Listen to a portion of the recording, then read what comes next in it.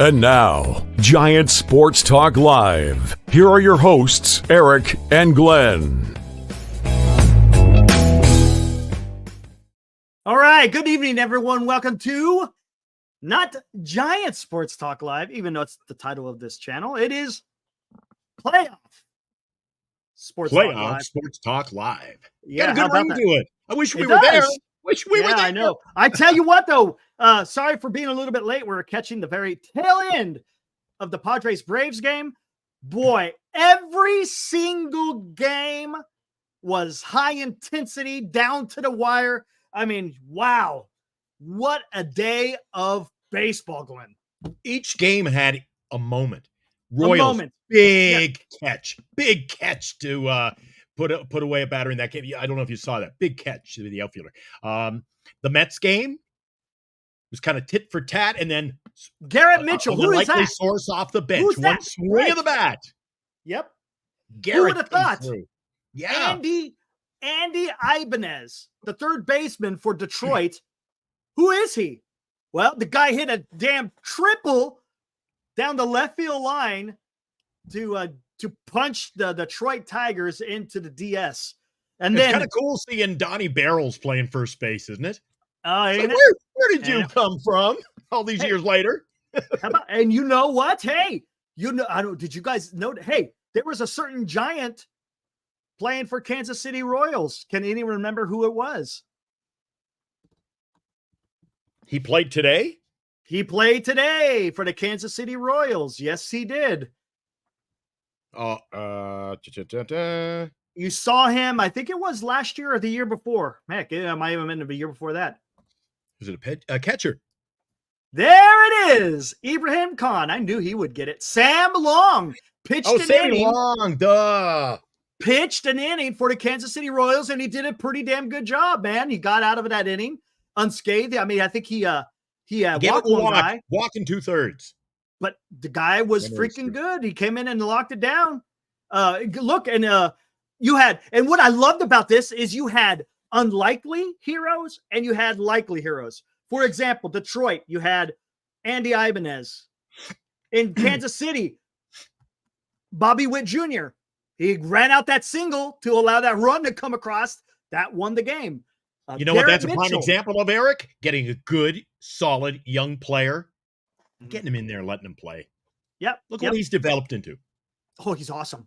Nobody said stick him in the minors for the next 5 years. You don't want to rush this kid. If he's good, play him. Actually, even before Garrett Mitchell, who tied it up? Who tied it up? Senior knows where I'm going with this. Who tied it up? A 20-year-old named Jackson Chourio, right? Oh, tied it up. Couple of bombs. Then Garrett Mitchell hits a 2-run bomb. Yep. Again, unlikely heroes there. And now with the Padres, it was either one swing of the bat or one big defensive play every game. The pitching's been, there've been some higher scoring games. We got San Diego outlasting. You and I were just sitting here, but we wouldn't go a lot. Guys, we were going to go on at 10. We kind of miscalculated how long that game would run, 9 runs. So it went a little extra. So we jumped on a little late. Eric and I were sitting here watching that, and it was just nail biting time. When it was, I just love playoff baseball, Eric. And awesome, man.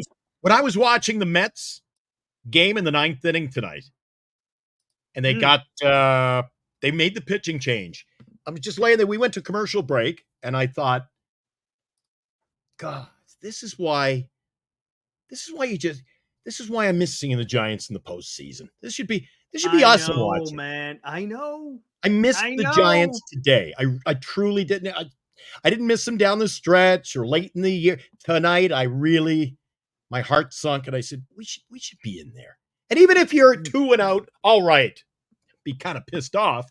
However, just not being in the dance, Eric. I know you and I make fun of it during the year and go, it's not just about playing in.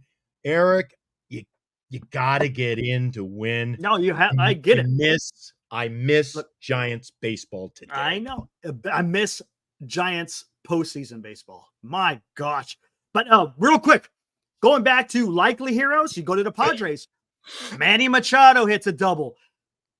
The rookie of the year, another Jackson Merrill. hits a double, or no, it was a triple and a double, but that triple scored, what was that, 3 runs, I think, if I'm not mistaken, something like that, 2 or 3 runs, I can't remember offhand. But oh my gosh, man! And then at the end of the game, Braves, Jorge Soler hit a bomb, and he almost hit another one right in the 9th inning. Again, Suarez worries me for the Padres. They're gonna have to do something about that guy.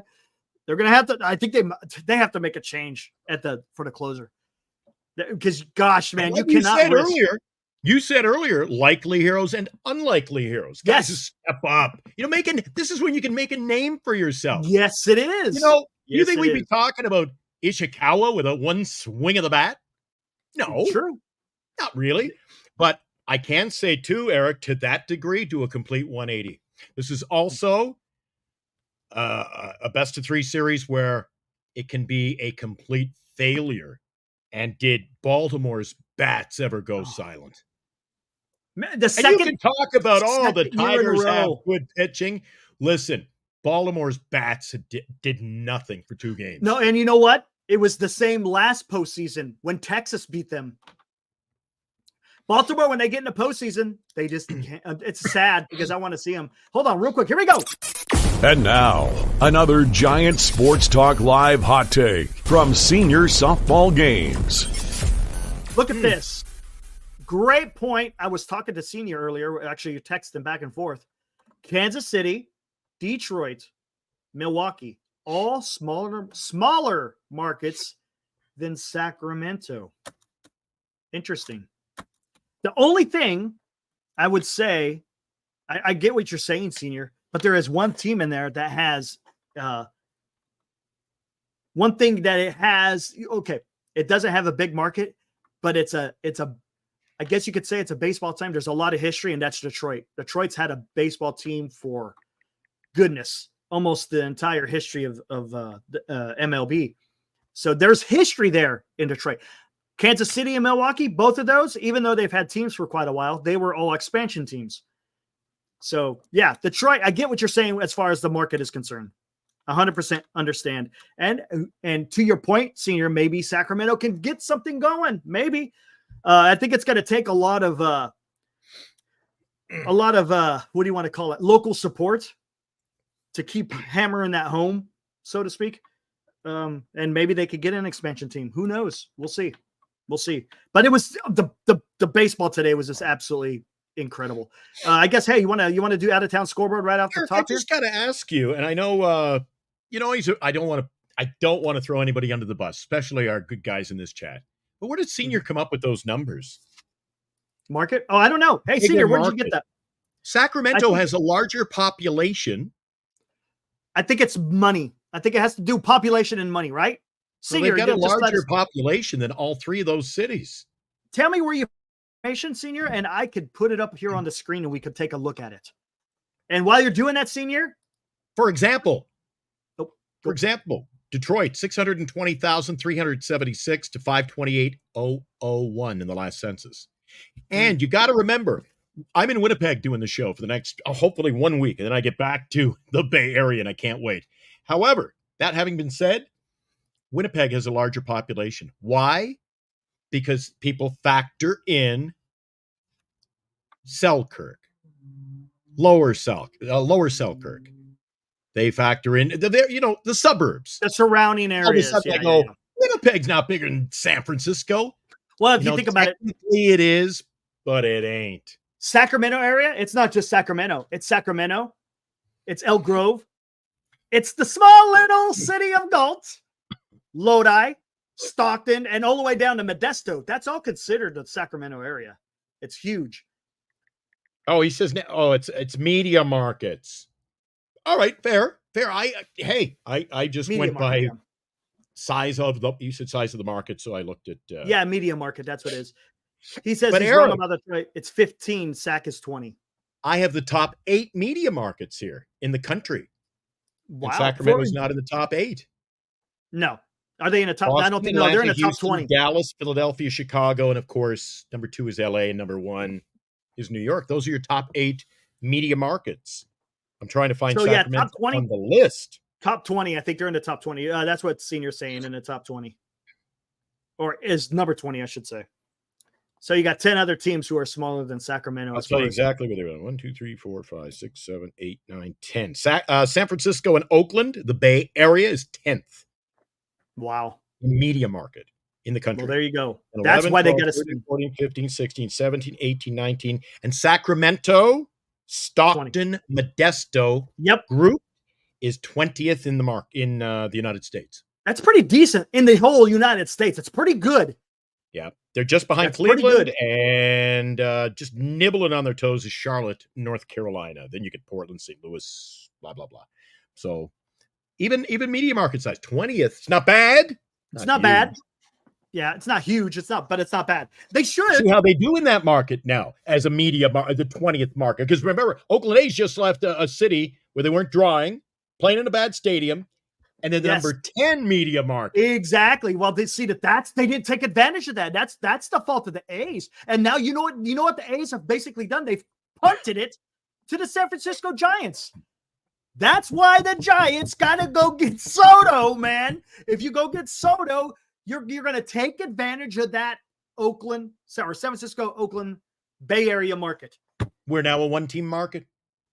It's a one-team market for baseball, 100%. Because now Oakland or the A's are now taking that Sacramento market. And like I said, I did an impromptu 15-minute show of Game Night Live over in the Northern California Sports and Entertainment Network. It broadcast because we were talking all baseball.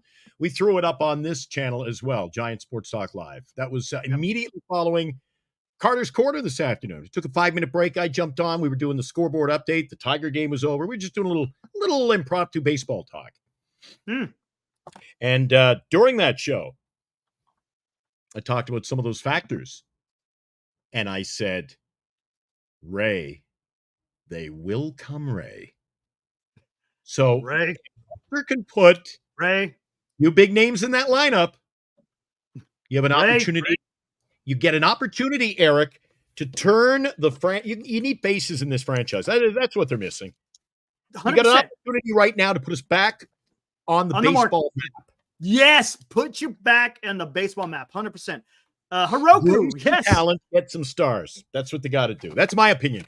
Groom some talent, build from within, and get a couple of nice free agents. Build a winning ball team. You know what that sounds like, Glenn? It isn't rocket appliances, man. It's not rocket science. 100%. It's not rocket science. Hiroku says, is Carter banned for at least until the World Series is over? Man, dude. I need a disclaimer on the show, don't we, Eric? At the beginning, you should get ready. You should fool him tomorrow when he plays the intro. The views expressed are those of Carter Kim and not necessarily the management of Northern California Sports Entertainment. Yeah. Oh, 100%. I'm messing with it.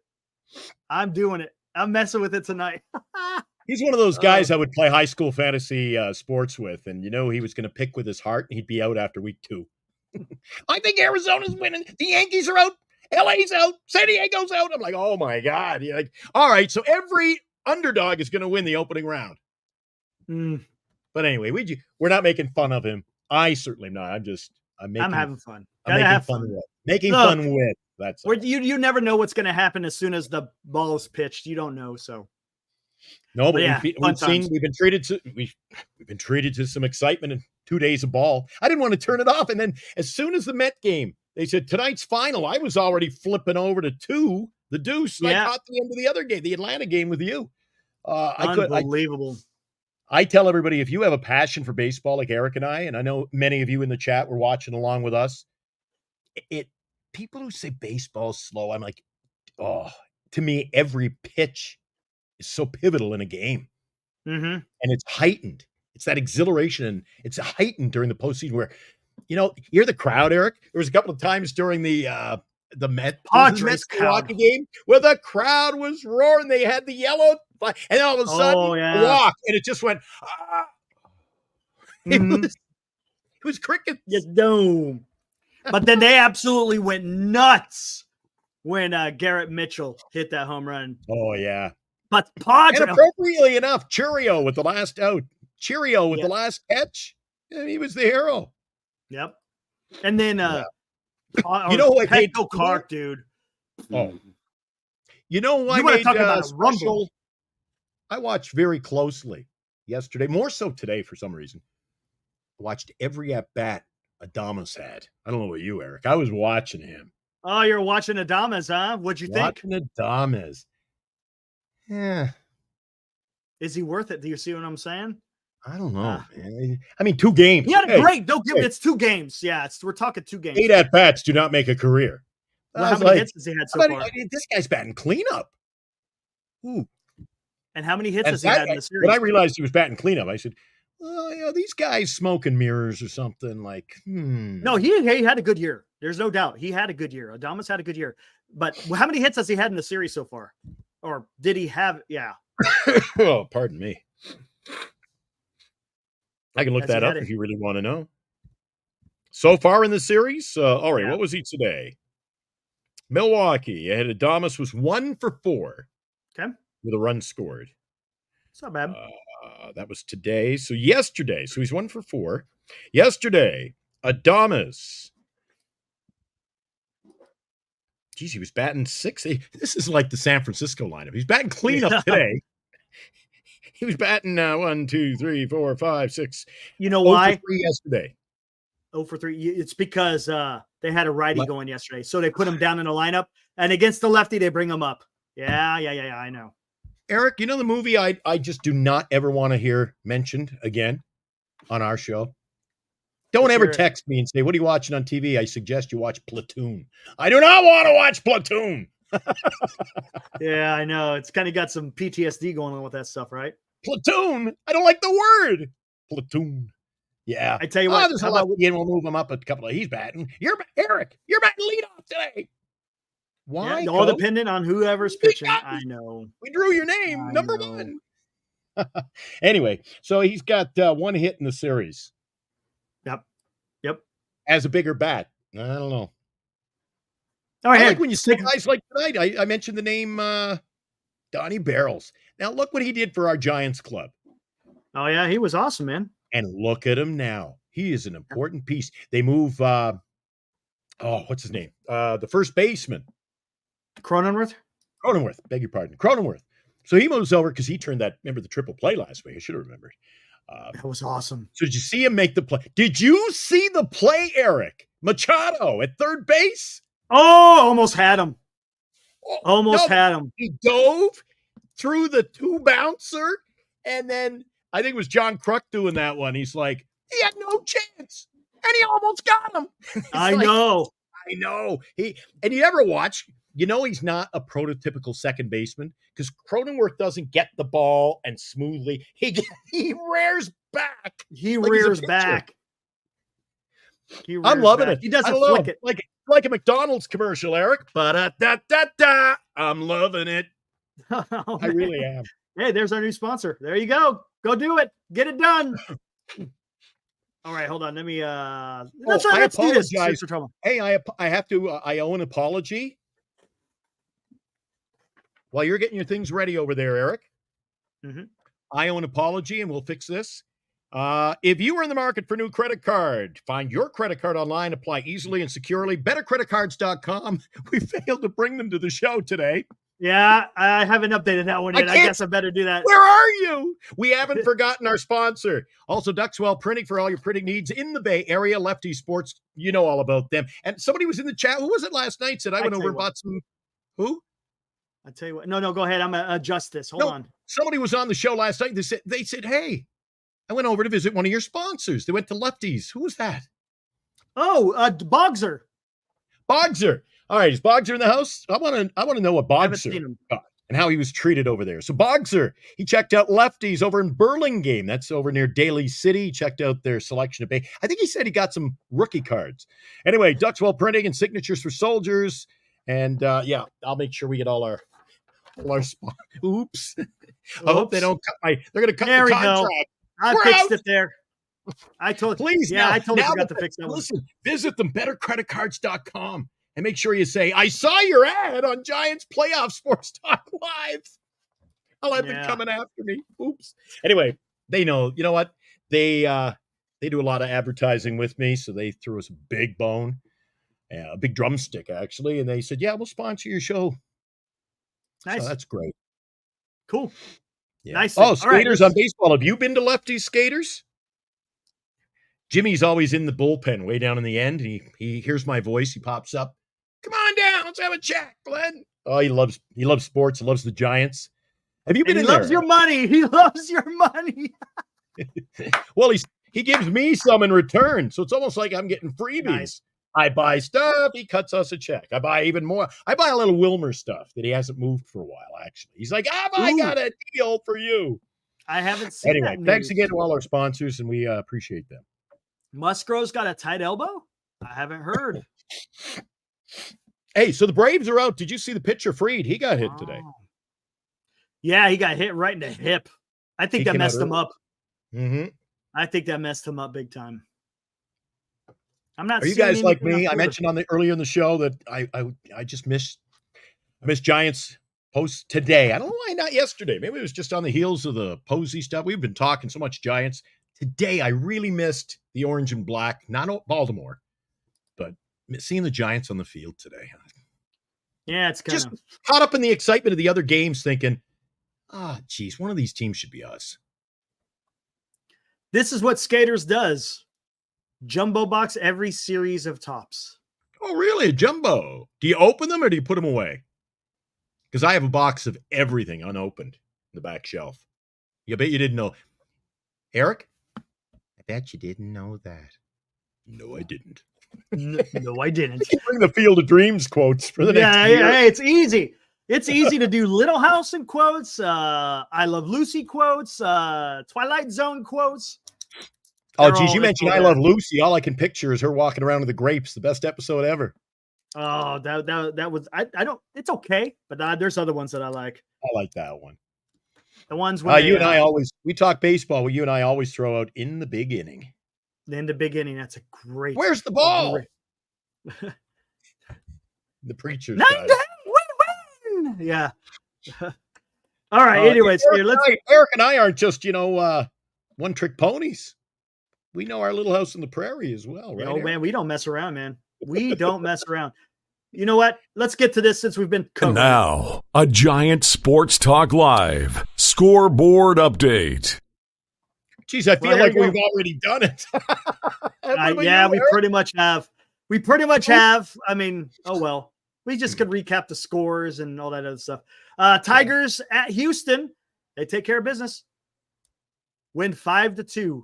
They advance to the DS where they will face the Cleveland Guardians. I still think the Cleveland Guardians are I think they're gonna go all the way. They got the pitching. I think the Tigers. You know what? The Tigers are in a hell of a roll, Eric. They are though. Oh, there's no doubt. Tigers, man. They are in the middle of it. How about that? AJ Hinch goes back to Houston, wins another playoff series, but not in a Houston Astros uniform. Geez, I wasn't even listen. You just brought them up. They echo my sentiments. What did I tell you about 2 minutes into the show? I said there were nail biters. What does it say there? Royals take down Orioles in nail biter to advance. Yeah, that's exactly. They all were, man. Every single one of them were. So who do the Royals play now? See, we got the Royals and Yankees, I believe. Guess who? Yes. Ooh, now Kansas City will go to the Bronx. As you said, they beat the Orioles 2-1. Orioles, unfortunately, just fell flat at the wrong time of the season, man. You had all that young talent and just didn't work out, man. You know what, though? I tell you what. If I hear the name Santander again in the next 10 days. Yeah. No. I tell you what, though. You know who could have benefited? During the trade deadline, there was 2 teams that could have benefited. Orioles. Blake Snell could have got a freaking they might have advanced. They might have beat the Kansas City. I mean, it's not a guarantee, but hell, they would have been a lot better than what they had out there today, right? I think the Orioles and the Atlanta. Giants would have got some young talent in return. What do you think? They Orioles screwed and Atlanta. Atlanta could have pulled the pin needing pitching, man. They screwed it up. There was more than one team. There were several teams could have benefited. Yes. But anyway, maybe Farhan asked for too much. Oh, bull crap. He just doesn't make those type of moves. That's just who he is, man. Remember, he goes, how's he going to trade? Well, no, it was after that. It was after the trade when he said they had the best rotation in baseball. But could you imagine Imagine. Oh well, what are you gonna do? Slater anyways, had a base hit today. But yeah, he did his first. You know what? Remember I told you it was the ninth inning? That game. That's when I also went, Slater with a base hit. Why are our Giants not in the postseason? Oh, speaking of which, what is it with teams that wear the colors orange and black and not being able to get a hit with runners in scoring position? Yeah, amen. Orioles of Astros were horrible for that too. Yeah, the Orioles couldn't manufacture anything. Cedric Nope. Mullins had that home run today. That was the only run they scored in the series. Home run. One run in 2 games. I mean, talk about power outage, man. Yeah. Power outage, but you guys preached to me. I kept saying I like the Dodgers, but see how good defense and hitting. They said, I think I heard that quote in every broadcast, all 4 today. Good pitching and good defense will win you playoff baseball. Yes, that will win you play. And timely hitting. Look, and the timely hitting could be a home run, or it could be manufacturing. Get out of here, Greg, with that Teoscar talk. No Teoscar talk. No. We're turning into John Lennon with all the imagination of our Giants. What's up, Giants Report? Abraham, whatever gets you through the night. I don't know who Giants Report is. Haven't seen you before, but welcome. Yeah, orange and black. Oh, he was on my show earlier today. We did the impromptu, and he had a couple of takes. Giants Report came in hot and heavy today on the man. Game Night Live special early edition. We were only on because we were getting ready for the third game, and Carter. Oh, it's 49 media. Carter bailed his show in the 8th inning, so I felt, guys, I got to watch the final inning with you. It's not the baseball. Don't blame the baseball gods. No, it's more a perception problem. In other words, yeah, you know what you're trying to say. Trying to be nice. But where was I going with this? Oh yeah, it's going to be interesting, that Kansas City and the Yankees. Let's see what the Yankees could do against the Kansas City pitching. Going to be interesting. You think these 4 series are good or have been good, the ones that have wrapped up? Fantastic. Wait till the next round. Wait till this weekend, Eric. I know. And then the Mets. I thought the Mets were going to win this one, man. It looked like Milwaukee wasn't able to get anything done. And here comes the damn 8th inning. Boom! What day is today? Is today Thursday? Today is Wednesday. Wednesday, right. I'm a day off. Well, it's almost Wednesday. Yeah, it's almost it's almost Thursday for me. It's 11 o'clock here. So Friday, there's no baseball. All right, Saturday. This is perfect. Saturday, you're going to have the Yankees and Kansas City play. Tomorrow, you're going to get the culmination of the Mets series. Friday night on our show, Tommy D, live from New York City. He'll be talking about the Yankees. He'll wrap up what happened in the first series with the Mets. We're going to talk a half hour of New York baseball and round 2 of the postseason with our old pal, Tommy D. All right, cool. That'll be good. He's booked. And then my brother and I played semi-pro baseball. My brother is booked for Saturday to come in on the show. Nice. Yeah. Matt, he didn't play I played on the team that Matt Stairs played on when I played pro. Matthew, my brother, played in Nova Scotia in the senior baseball leagues there. My brother was like Matt Stairs. You know how many home runs I had here? You know already. I told you how many off here. You know how many home runs I got, right? It's similar to Dwayne Kuiper, correct? Similar? The middle finger. No, that's the pinky finger here.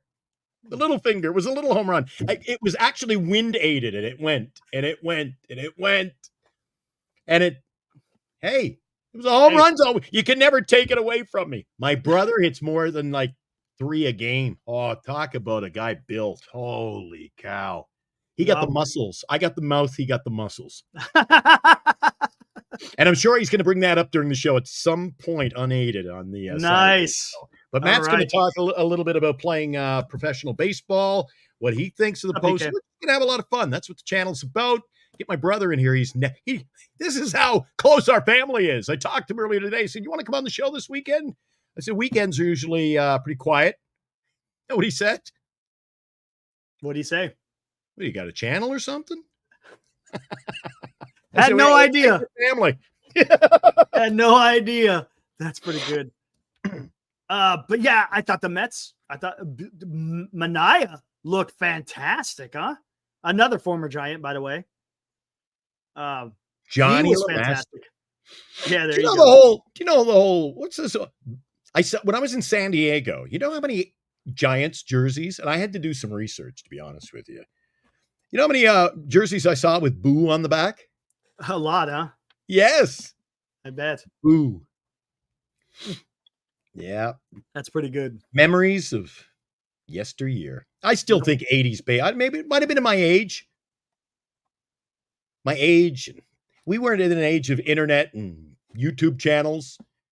I don't know. I just loved 80s baseball.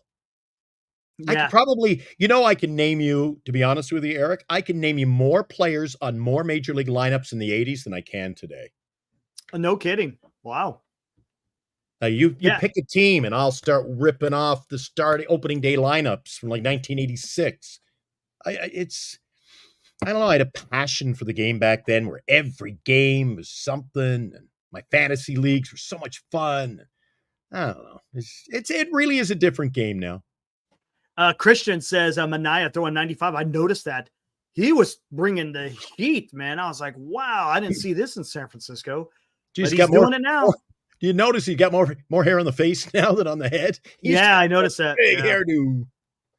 That's what in fact, Brinks and I used to call him all the time. Last year when he pitched for the Giants, I called him Hairdo. Hairdo? He pulled that hat on over the afro, and all of a sudden it just poofed right out of the back on him. Yeah. Yep. What is it they say? They used to say it about me all the time. Business in the front, party in the back. Skaters, yes. Manaea did get screwed in San Francisco, along with Osman. He was another guy, though. He was in the pen. He started back in the pen. That was dumb, the way that they treated him. 6-year plan of Giants baseball, right? Yep, exactly. But again, the Brewers pulled it out, so they split. I guess Jose Quintana is going for the Mets tomorrow. I don't know who's going to pitch for the Brewers. I guess we could look at that here right after we're done. And the Braves get eliminated in San Diego. They had a valiant effort there at the end. Just wasn't enough, man. Guess what, Eric? Oh, have I got news for you? We need the news bulletin zinger from the radio show. I got that alarm. You want an alarm? Give us an alarm, Eric. Give us an alarm. We have an alarm. Oh, here we go. What do we have? Let's hold on to me. Just don't do what I do and play the late night sports talk one. Oh, yeah, exactly. I played that yesterday. Pretty dramatic. I like the one you got for me earlier this year for the oldies station. Yeah. Yeah, the retro one. I like that one. I got to get All right, breaking news. I don't know about how breaking it is, but Eric doesn't know yet. Do you know, guys? Tomorrow night,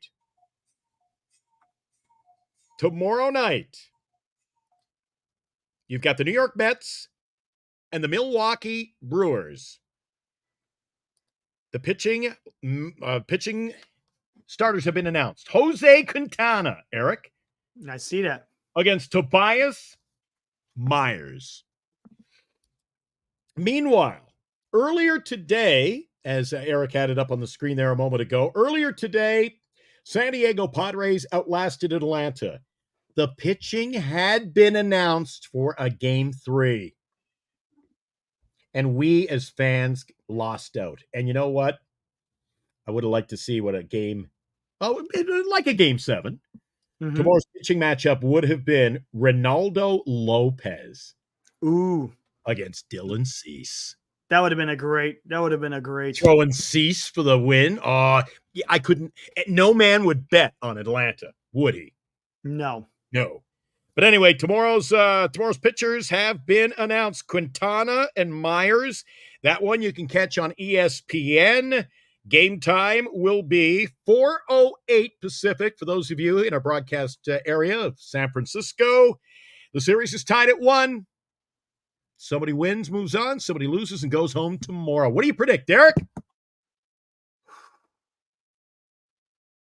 Quintana's been having a good year.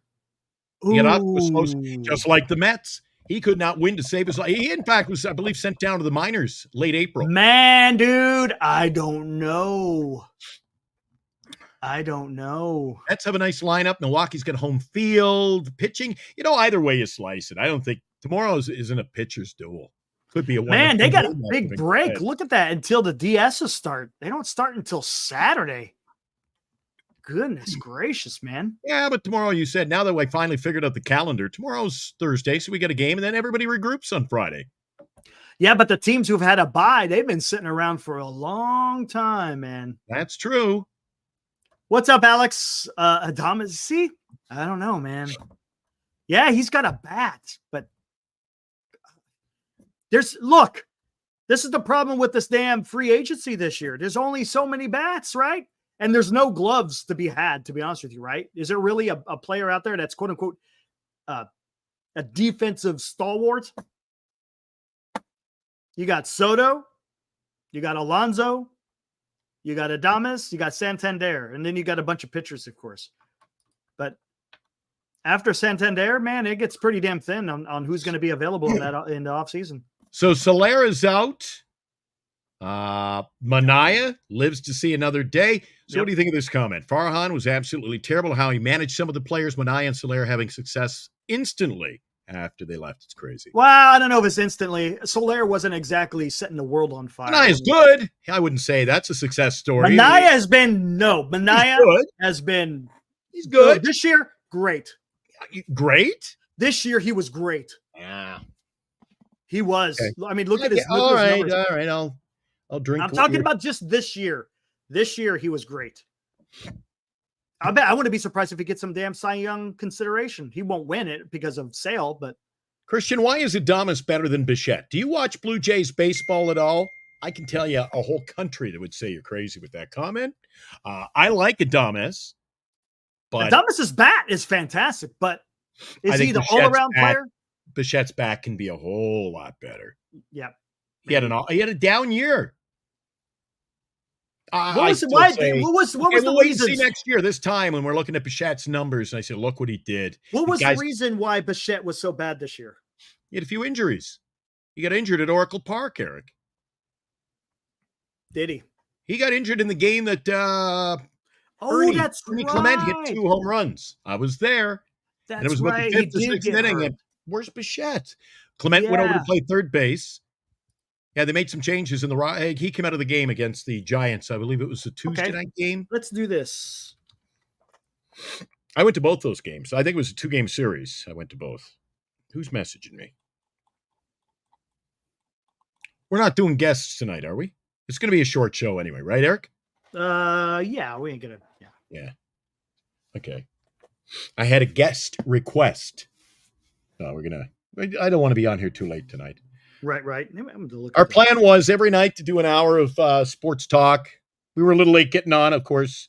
Those of you who were waiting in the chat, I saw you there, and we weren't going to go on till I was going to say the fat lady sings, but for Atlanta, boy, what a finish!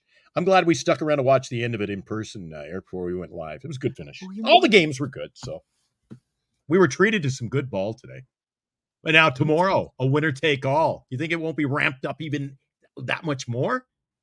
Oh, I know. It's going to be. What the heck is going on? Oh, that's why. Okay. This is going to be interesting. Going to be interesting to see how this is. We as Giants fans should not be beating on someone else's grief, my friend. Fossey says, my neighbor who's an Orioles fan was in shambles today. It was incredible to watch.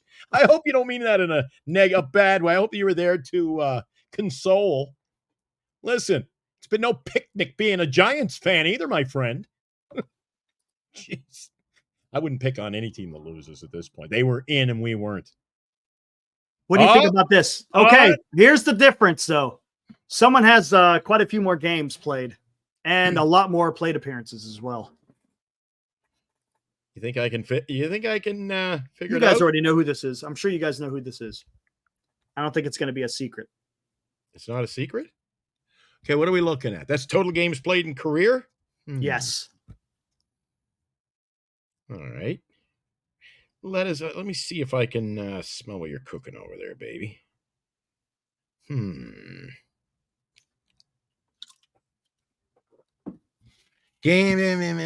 Stolen bases, batting average. All right, I'm definitely taking the right side of the board there, Eric. You're taking the right? Yeah, I'm taking the right. Bo Bichette every time, my friend. You can't put those stats by me. I know who that is. There you go. There you go. I knew he was on the right-hand side, buddy. And a two-time All-Star, Eric. Can't take the that WAR word off this mantle. Alex, the WAR takes in consideration the defense. So that's why Willie Adames does have a better WAR, because his defense is better. But then again, he also has, what is that? I heard an interview recently. 200 more. He's got a whole, almost another season ahead of Bo Bichette. I heard an interview with a Major League Baseball executive last year, Eric, and they were talking about shortstops. And they didn't really get into it, but they had made mention. They brought up the name Bo Bichette, and they said, you wait till you see what this kid can do. See, he plays on a wicked hard field at the Rogers Center. That is true.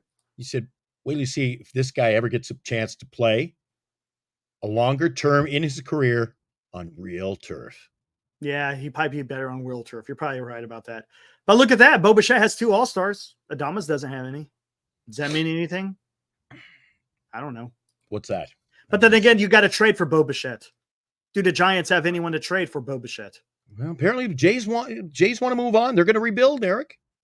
Interesting. We're going to have to keep an eye on that one then.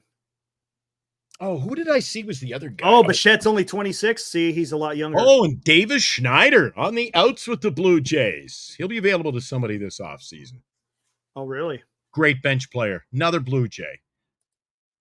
Well, we really don't need Ben. I think the Blue Jays have a team, Eric, that have good players, but very similar situation as us. You didn't know who was playing day-to-day in Toronto. And that's what happens with teams, Eric, who don't have a direction. Right. Not just the Giants. When there's no direction home, as Bob Dylan would say, this is what the managers, the front office, they're destined to do. They start fiddling. They try to find a quick fix. There really is none. I like Ernie Clement. You guys are going to say, who the hell is Ernie Clement? I like Ernie Clement. Yeah, he did some damage against the Giants. He did some damage against the Giants. There's no doubt about that. Davis Schneider, I'd love to have him on our bench. Tom Murphy for Bo Bichette, straight up. The stash is worth 3 to 4 WAR alone. So that's his career numbers. Now, let's see what they both did this year. It's going to be a big difference. Hey, look at Bossy. 290 is great. Giants didn't have a player near that or sniffed this year. I don't know. We've talked about this. I think any team would love to have a Vladdy. How are you going to get him, though? Are the Jays willing to part with him? Are they going to sign him? Or I think a lot will depend. His signing won't come until next year. So this offseason also will determine where he plays in the future, Eric. Yep. If the Blue Jays don't land anybody of significance, then you might see Vladdy. He's not going to factor in the future. Long-term plans. See, here was this year. Again, he only played 81 games. Same half the season. I have an insider from Toronto, Dave Patrician. Yep. Yeah. Dave's been on the show. Let's do the last 3 years. Skaters on Baseball said, you just said Toronto rebuilds. If he's talking to me, that's exactly what I said. If they don't pick up people in this offseason to turn the ship around, if they're not going to be competitive for the next 4 or 5 years, then I could see them moving on from Vladdy. That's a little bit more equal. Where's George Springer going to go, Eric? You look around every team in baseball. There's going to be a lot of changes, I think. Could be. I don't see as we looked at a couple of shows ago, there are an elite group, aren't there, Eric? An elite group of free agents. Then there's a long laundry list of free agents. Right. So I think you'll see a lot of players in fresh uniforms next year. Will it benefit a player? Will it benefit a particular team? Time would tell. But I think you're going to see a lot of signings and a lot of changes in landscape. I think Giants have zero interest in Pete Alonso. Zero. I said to Eric tonight, nice pick. He had a nice pick tonight, too, on that. Do you see the throw in the dirt? No, I missed that one. Lindor turned he bobbled the ball, picked it up, and he threw a bullet in the dirt. I did see the one where he tried to glove flip at the second base, but it didn't quite work. Remember on Terang? I think it was Terang. Yeah, guys, I like the guy. He had a bad game tonight. A little shaky out there, Lindor. Now look at this. This is Bo Bichette and Willy Adames over the last 3 years, from 2022 to 2024. A little bit more equal. A little bit more equal. I still like Bo Bichette. I think for his value, Bo Bichette. Yeah. He'll probably be cheaper. I think you know what you're going to get from Bo Bichette, and he's going to pick it up again. He can be a 280 hitter. If the Giants could pull off a trade, though. That's there it is there. The last 3 years he's batting. People are in the chat recently saying, but he can't hit. Last 3 years, the career would have been 283, Eric. See, what I don't like about Adames is he's your prototypical freaking 3 true outcome guy, right? Does he strike out a lot? What's his strikeout percentage? Here, let's look. Is he one of these guys that either hits the home run, strikes out, or walks? What's his on base? Let's take a look. He has 23, 30. He has 11 more stolen bases. So he's got almost 4 more a year. Well, stolen bases, guys, doesn't even factor into the equation in this Giants team or who you're going to sign. We're not factoring in 23 to 34 over 3 years. It doesn't matter. So Willy Adames, he's a career 322 on base. Mm-hmm.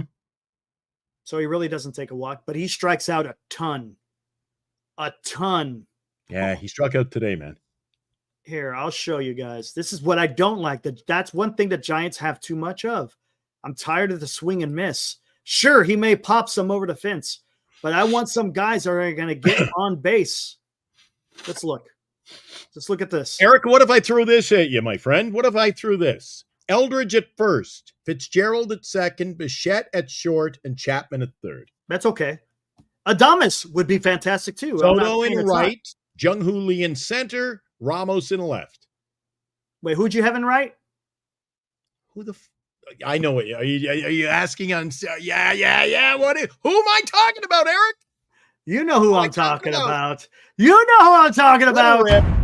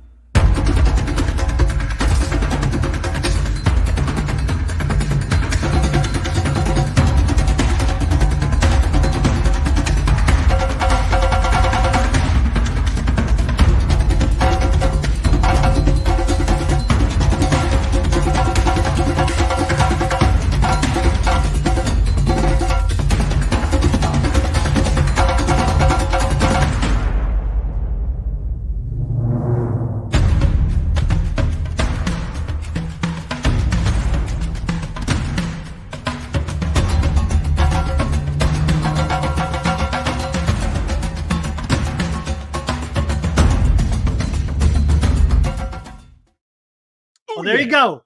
That's who's going to be in right field, right? All right, here we go. This is Willy Adames' numbers. Like I said, batting average, a career 248, 322 on base, strikes out a ton, struck out 173 this year, 165 the year before, 166, a little bit less in 21. Then again, he didn't have very many games in 21 between, never mind. You have to combine, what is it, both? So he had 140, so 156 strikeouts. Yeah. I mean, I don't know, man. I get it.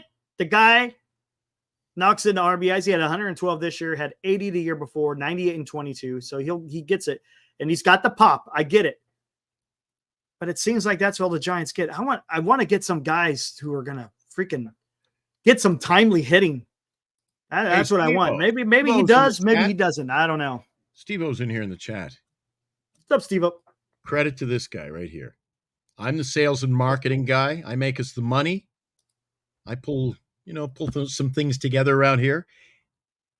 Eric, the number one graph man. Thanks, Steve-O. Appreciate it.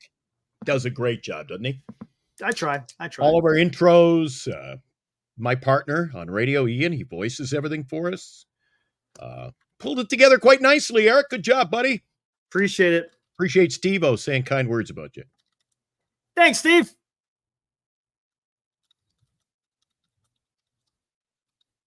Here's one. Fossey says, bring in Rizzo for a year. No. I still don't even think Eric, I don't think they'll be here. No. Why I think he's ready next year. And for all intent and purposes, if we're not going to win next year and we're not going to have, for whatever reason you guys think Eldridge won't be in the lineup opening day. Okay. What the hell? Stick with Wade Jr. and Flores. Platoon those two guys. I don't think there's any need to be signing other guys to hold down a position until Eldridge is ready. All right. Hold on. Now you're going to make me do something else here. Gonna make me do this, guys. And that's quite surprising, too. Adames, 21 stolen bases, career high. He looks like he could steal base. Doesn't he look like a little rambunctious young guy out there in the field? Hey, skaters, don't start with me. What do we got here? I love when they come in high with the skaters on. I like when they come in with the acronyms, eh? Greg, I know who you are, Greg. I know who you are, Greg. I know where you live. He lives in my building. He lives like, what are you on the third floor? He lives like 6 floors below me. Here we go.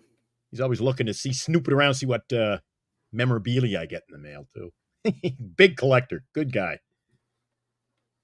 There we go. Oh, come on. Easy does it. All right, what do we got here, Eric? Which guy would you like? Ooh. Okay, I'll take the left. Take the guy on the left? Oh, yeah, I know. Everybody's saying, what are you talking about? Guy, okay, here we go. Come on. Who would you take? 573 plate appearances. All right. This is bases. Yep. On base percentage is a deadlock. Batting average is. Yes, Giants report. I saw that. We'll talk about that here shortly. Thanks, Fossey. Thanks, Alex. Yeah, it's fun doing this.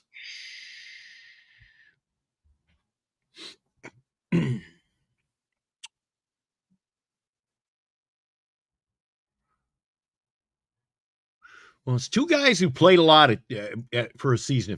Is this a season mark or what is this, Eric? Is that this season stat? It's a one season stat. The one guy at 600 at bats, the other closing in. What positions? 2 regulars. Both of them are outfielders.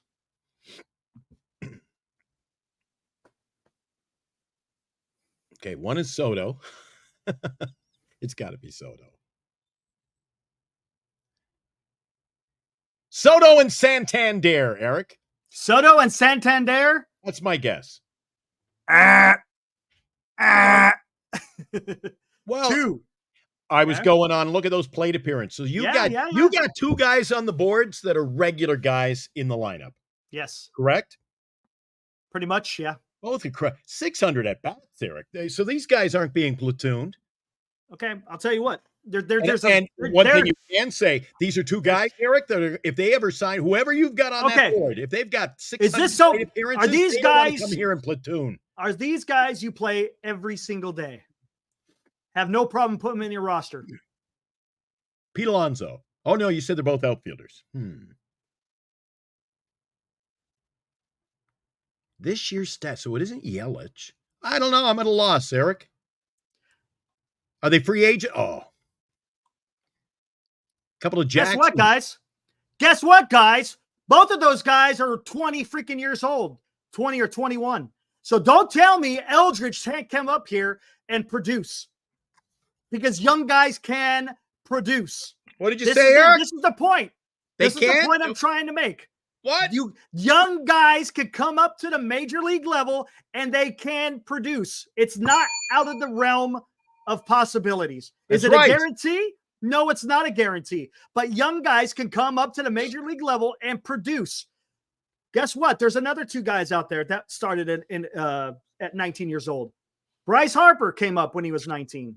Juan Soto came up when he was 19.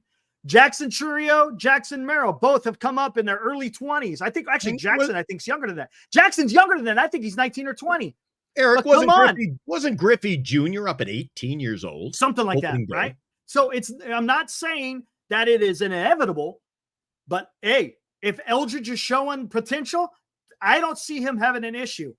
Again, he's got to show it, but it's not a guarantee. But it can be done. That's the point I'm trying to make. It can be done. Churio's 20. Okay. Thank you, Skater. I don't like when they say, you gotta, the Giants have done this over the last 6 years too. When Farhan was in the organization, saying you can't rush the guy. Like, well, geez, you can't leave him in the minors forever either.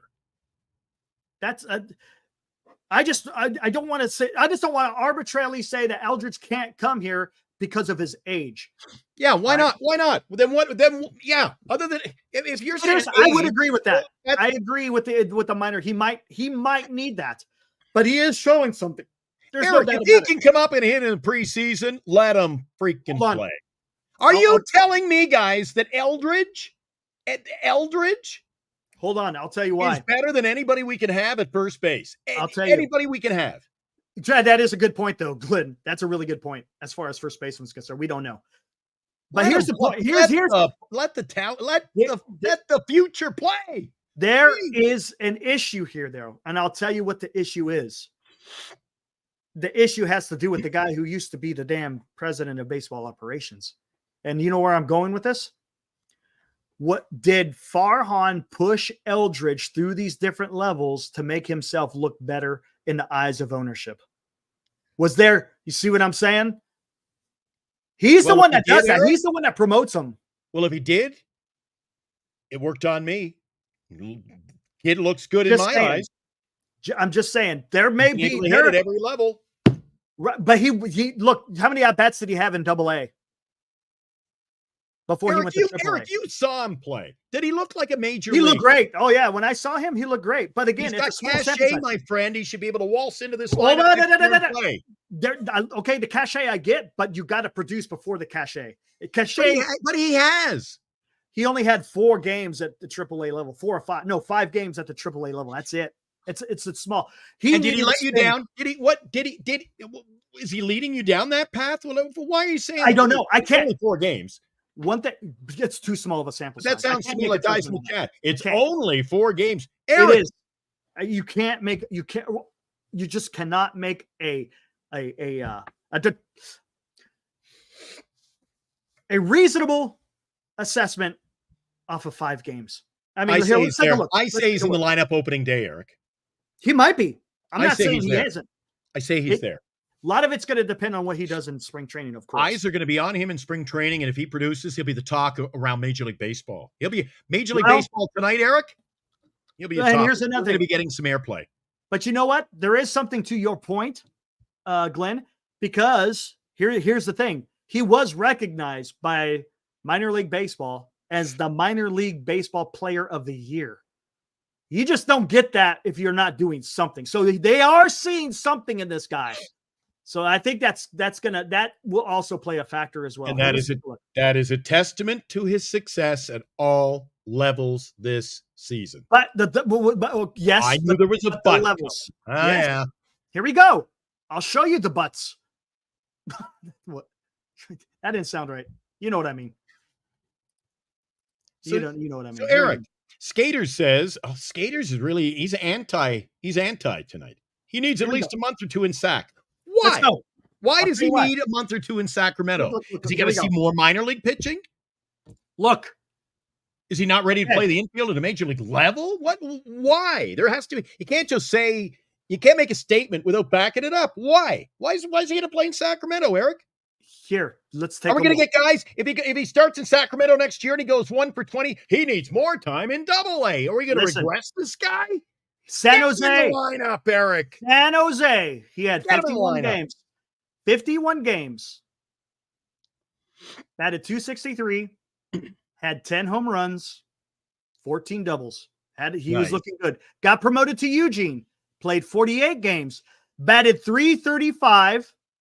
Had 12 home runs. He deserved the promotion. So he gets promoted and plays twice as good. Hold on. In Richmond, he only played 9 games. Batted .270 in 9 games. That's good, but it's only 9 games. In AAA, okay, I take it back. It was 8 games. So that's what I'm saying. These two right here don't jive. These jive, right? San Jose, Eugene, low A, high A. That makes sense. But these two, I think he might have to spend some more time in AAA. Just saying. Just saying. Because there's just not enough there. There isn't. There's just not enough there. Now, does that mean he's not going to get a look in spring training? No, he's going to get a look in spring training. 100%. Well, if he scored 72 runs at the major league level next year, Eric, 72 runs, would you be happy with that? Oh, yeah. Yeah? Yeah, that would be nice. Right, that's my first stat. So he plays 9 games and scores 4 runs in Richmond. That equates to 72. Mm-hmm. Right. And I just think more plate appearances at the major league level. I think he's good for 90 runs scored. Maybe. I think he's going to be Eric. I think he is your prototypical success story. His build, his karma, the way he just, you've seen interviews, you see the way he conducts himself. The guy is a pro. No, there's no doubt about it. I do not disagree with that. Not at all. See, that's on radio. I always say that. I mean, this is what I do for a living, radio. And I hire and I fire guys. I've had to fire a lot of guys over the years. When you hire guys and they've got talent, they don't say, put them, you know what? Eric's great. Let's put him on midnight till 6. Throw him on the overnight show for a year. I go, no, if Eric can bring it, he's doing the morning show. Whoever gets me the ratings. And I think statistically, Eldridge can get you the ratings. I'm not buying into this. He needs more time. He needs this. He needs that. He needs a month in Sacramento. I don't know. Why hold back the talent? On a team that hasn't made the playoffs, Eric. 5 of the last 6 years and was bounced, boom, by the Dodgers in 1 round. So I'm not making any excuses not to get talent on the field. Case closed. Eric's warming up the coffee. We were supposed to do the hour show. We hit the hour mark. He's got to refuel. That's great. So Skaters said, Greg, you're saying they're going to find a hole in his swing and continue to strike him out. Where's the logic? They're going to find it. They're going to find it next year. I'm telling you, they're going to find it. What? Why? Why? I don't get it.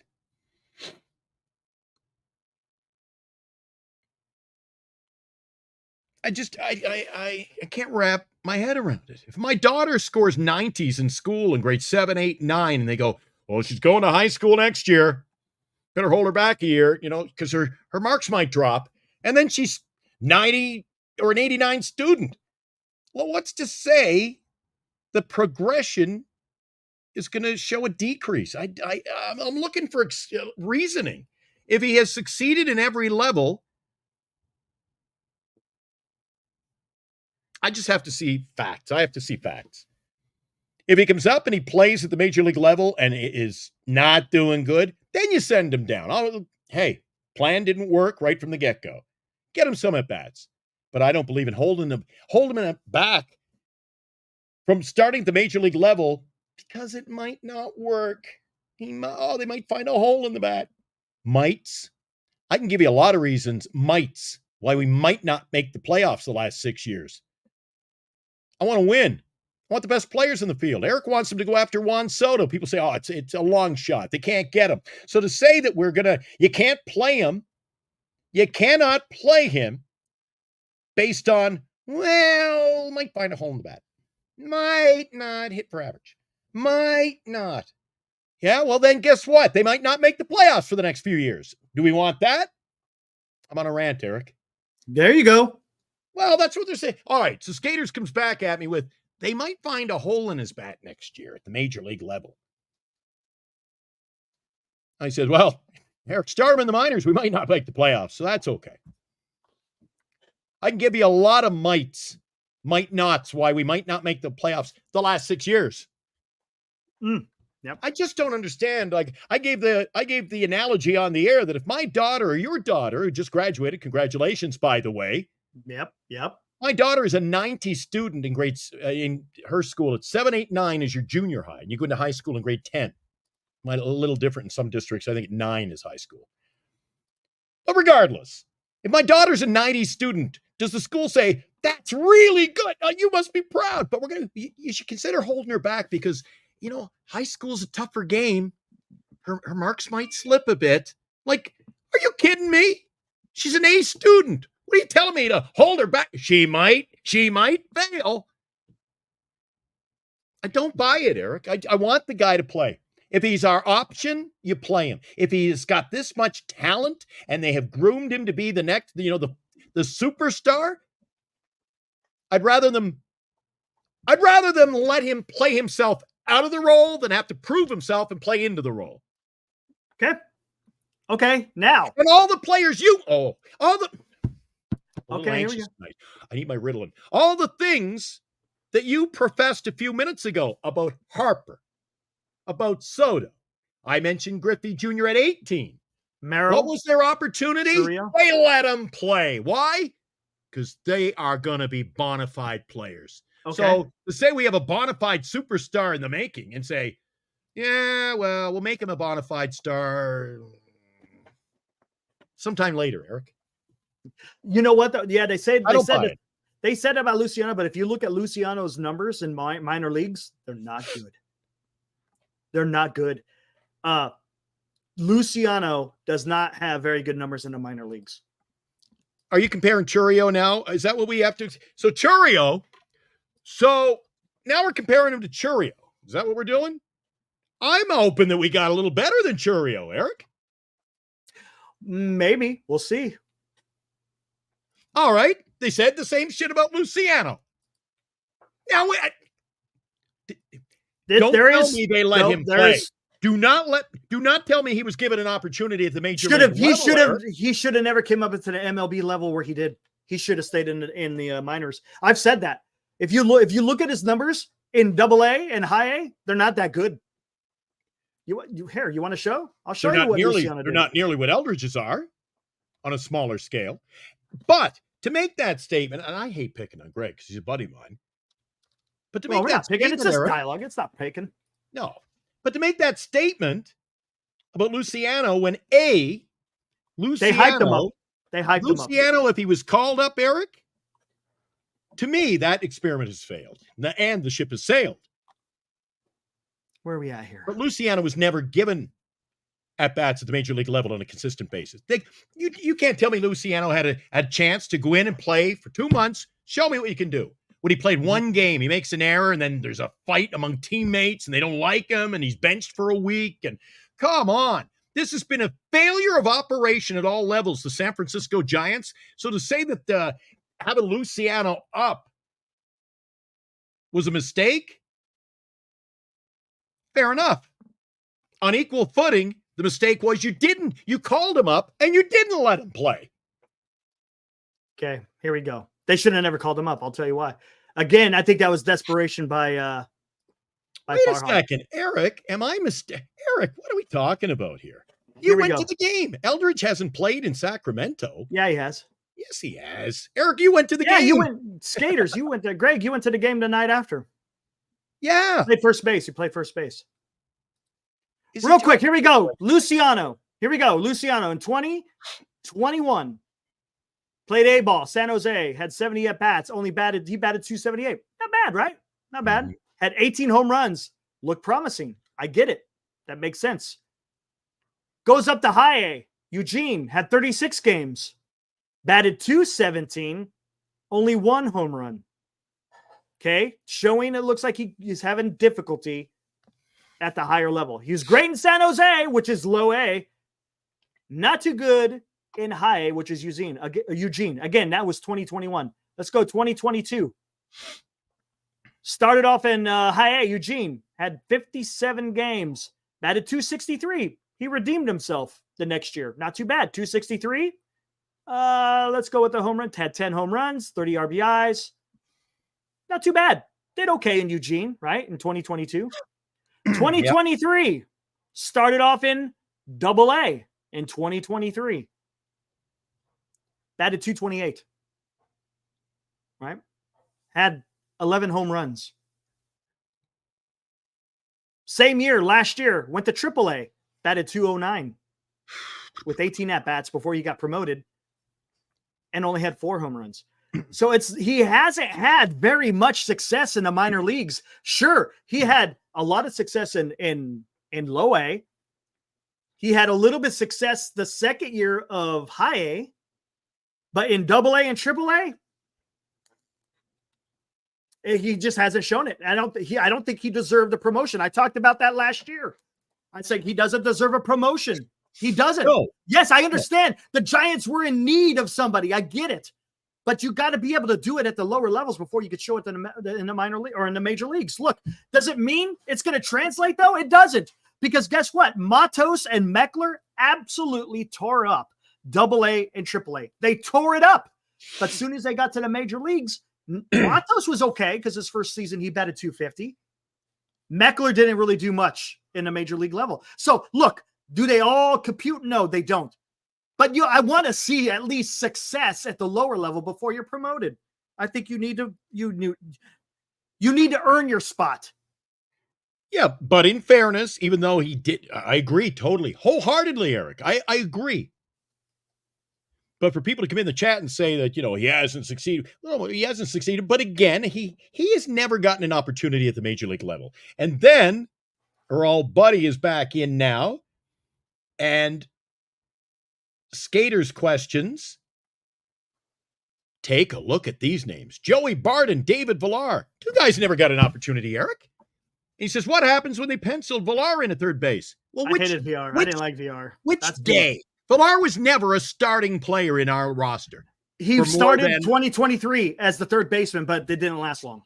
Not on a consistent basis. No. So Joey Bart is not a doubt in my mind. We saw it this year. Joey Bart had success with the Pittsburgh Pirates. Why? Catcher got hurt, got to play. Mm-hmm. He got screwed in this organization 2 years ago. I don't like the player, to be honest with you.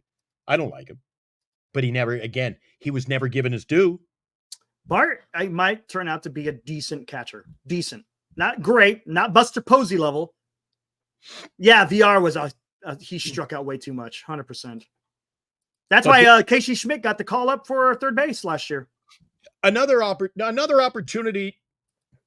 If they didn't like Bart, let him play himself into an opportunity to have value, or trade him when he had some value. But they wait and Eric, the few deals that Farhan did make, he made at the most inopportune time. Mm-hmm. Yep. I don't get it. They gave away Bart, Eric. They gave him away. Yeah, they did. They begged somebody to take him. Pittsburgh took him. All right, hey, guys. And there's been other opportunities to make deals. And then the deals they should make, like Snell, a la Snell, then they don't do the deal and get nobody out of it. Interesting news today on KMBR. He said he wouldn't talk about Farhan anymore, but what else you got here? Interesting news on KMBR. KMBR Sports. Tell me what you guys think. I put a tweet out. Those of you who follow me on Twitter, I put a tweet out about this. You guys agree or disagree? Thank you, Eric. JT Snow on Snell. I had a problem with him on Saturday not taking the ball. You're not going to get injured. Go appreciate the fans and throw 3 or 4 innings. I wouldn't sign him, according to JT Snow. I said the same thing. That could have been a bullpen type game. He pitches 1 inning, walks off, tips the hat, and thank you. But I didn't like that. Eric, if you didn't show up If you're under contract with me to do the show and you go, I'm not doing the show. Why? I might get hurt tonight. I might get zapped. I might get electrocuted. So I'm not doing the show today. I'm like, Okay. where did that come from? You're under contract, aren't you? Yeah, I'm just not showing up. That's why I said he should have been freaking fined. I don't want to pitch today. Oh, was you got an injury? No, just I don't want to pitch today. Oh, look at that. We got Get the hell out of here. So, okay, here's a question. Yeah, good call With for that- you know what he's got gonads, eh? JT Snow, good on posting that. That's a great post. Glad he said that. Obviously, he said that on the air. Yeah. Nice. I agree. What do you think, Eric? I could see both sides, man. I don't know. I could see both sides because you got to remember where JT Snow is coming from. The guy's a little bit more old school, right? Yeah, the guy's a little. You got to understand. Yes, Kristen, you got to understand where JT Snow is coming from. You could disagree with it. That's fine, but you got to understand where his mind may be when he's making these statements. The guy went out there and played freaking his heart out, right? Mm-hmm. So that's where he's coming from. He's just a little bit more loyal, I guess you could say that, right? Yeah. Right? Maybe. Yeah. Right? Well, there's no loyalty in baseball anymore, Eric. Now, Yeah. I get that Snell doesn't want to risk injury or whatever, but I also agree with what JT says that he could have gone out there and thrown a couple of innings, right? Couldn't he have? All right, heck, Mo. Couldn't he have? If millions are What's on up? the line and something happens, you know what? Go pitch somewhere else. Don't need you. But here's a question. Does this speak more about the player or is it more about the organization for him not pitching on Saturday? In other words, is this indicative that he's going to go somewhere else? To me, it's indicative of the player, Eric. Okay. Yeah, Fried got lit up. That was he also got hit in the He got freaking hurt, leg. though. He got hit in the leg and he was trying to play through it. That sucked. That really sucked. The guy's a great pitcher. He really is. You know, this is a prime example, Eric, and I've always said this in my businesses and in business in general. The Giants are a business, right? So he comes out. It's his day to pitch. At the end of the season, he goes, "Oh, Bob, tell Farhan I'm not pitching." Well, why not? He injured? No, I'm just not pitching. I don't want to get hurt before free agency. Mm-hmm. Too much drama. You know what I do, Eric? With staff members at the radio station, if you bring that drama working for me on the radio, all right, I won't. You know what? Why don't you go work at the other radio station then? They can deal with your BS. They can deal with, I might come in on Friday, I might not. Oh.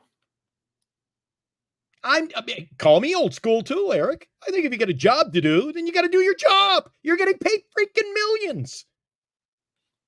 He didn't have any. Oh, I got mad there. When I'm getting wound up and I got to catch myself.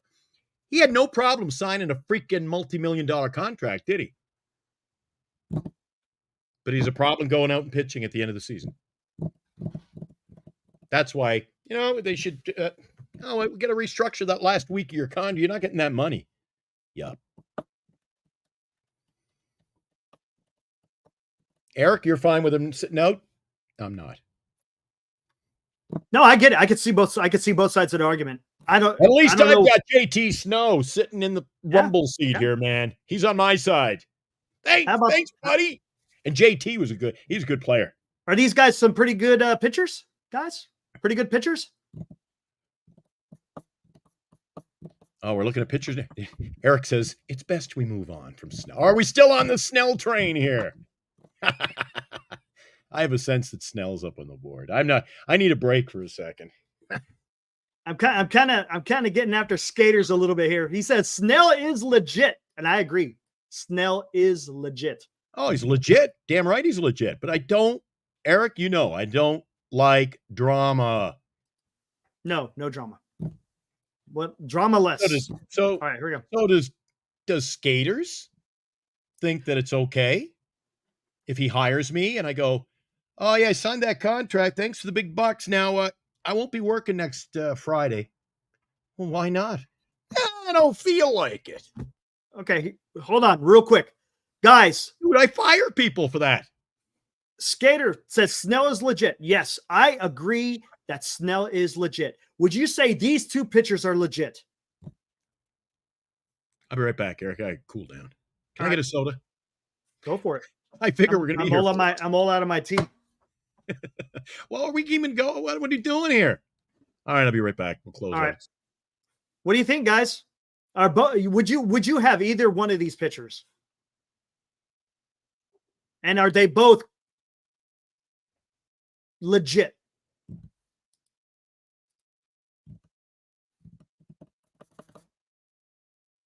I like them both.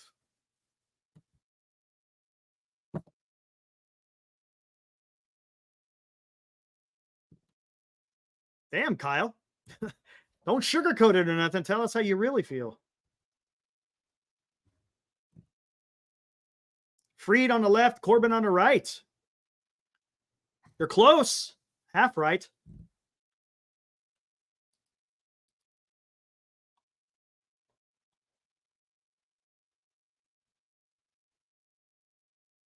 Both the guys are pretty legit, aren't they?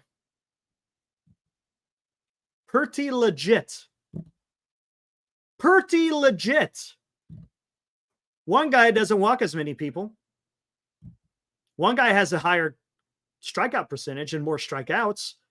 One has a better ERA, which is the most important part for a starting pitcher, is you don't want the opposing team to score more runs. Yeah, but one of them wasn't too legit to quit. Both have similar win-loss records. One has a little bit more innings pitched because he pitched longer. They're both WARs are similar.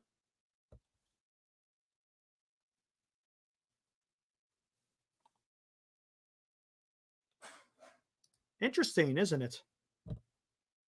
And Fried is a ground ball pitcher, correct? Which is something that that you want to have on your team. You don't want a fly ball pitcher. You do not want a fly ball pitcher. Exactly, skaters. You want a ground ball pitcher.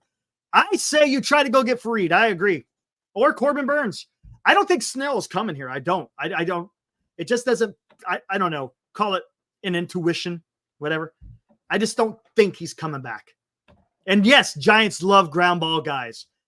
And if you think about it, you got a third baseman on the left-hand side of that diamond that's going to gobble up a lot of those ground balls. You got to address shortstop, and you got to address that second base. I'm going to write that down. We got to get a banner that says that. Eric's that should be a segment of the show. And now, Marty, he likes Fried. I didn't know that. I did not know Marty liked Max Fried. And now we've been talking about him. I like it. Then you better get a short. I agree. You probably need to get a shortstop. I don't think Fitzgerald is the shortstop. I think he should be at second base. I think skaters, you and I agree on that. I think it's a moot point, like some of the guys here in the chat. And you, I think, just said it when I was, I'm just opening my Pepsi here. I think it's a moot point. I don't think he's not going to come back here. I don't think so. I would love to get Fried. I have no issues getting Fried. And I think he'd be cheaper. He'd be cheaper than Snell. Team. He wants to be on the West Coast. It'll be an ultra competitive team, or I think he just gets some money from Seattle and goes there. Yeah. He'll play what he calls home. It means he'll play home. You'll get him at a cheaper price, and he's going to be just as effective as Blake Snell. Be interesting to see what he signs for, though, Eric, after last year's fiasco. Maybe people go, I'm just going to hold out on you. No, I don't see that happening. I didn't see it happening last year. Yeah, this is different because there was such a fiasco last year. I don't see them going through that again. He's got the exact same agent, though. It's funny other players have moved on from that agent. Scotty Boras. Yeah. Oh, yeah. Corbin Burns. Scotty Boras is the most. He's the best of them all. Regardless of what happens, he still makes his. Oh, he's good. No, come on. Let's not dog on him. He's good at what he does. You can't fault him for that. The rich get richer. Hey, man, he's helping his players. And don't get me wrong, he's helping himself as well. But yeah, that is true, skaters. That is you got a fact there. That he is comfortable throwing to Bailey. That is true. But we'll see. But here's the deal. I mean, if you're up against it as far as money is concerned, because I'm sure, even though I said they can go afford it, you already know the Giants are still going to be worried about how much they're spending. If you could get Max Fried cheaper, I think they go that route. And I don't think it's wrong because it's he's just as effective. Just as effective.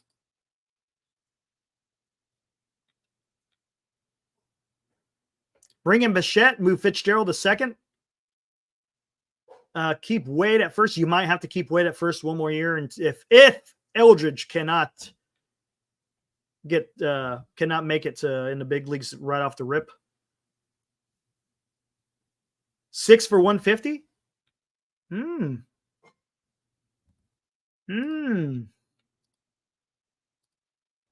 Interesting. Maybe. He might be closer maybe to 20. Maybe how about 5? With an option for the 6th? I don't know. I think Yaz is going to come back, but I don't think he's going to. I think he's going to be a bench play. He's going to be a 4th outfielder. But the only thing I don't like about that Giants report, what I don't like about it is you're going to be spending $10 million. Is that too much? I don't know. $10 million for a 4th outfielder? Does that seem a bit high? I think Fried is 30. I think he's 30. Yeah. Thank you, Logan. By the way, Logan, good to see you, man. Haven't seen you. Awesome. Haven't seen you around in a bit.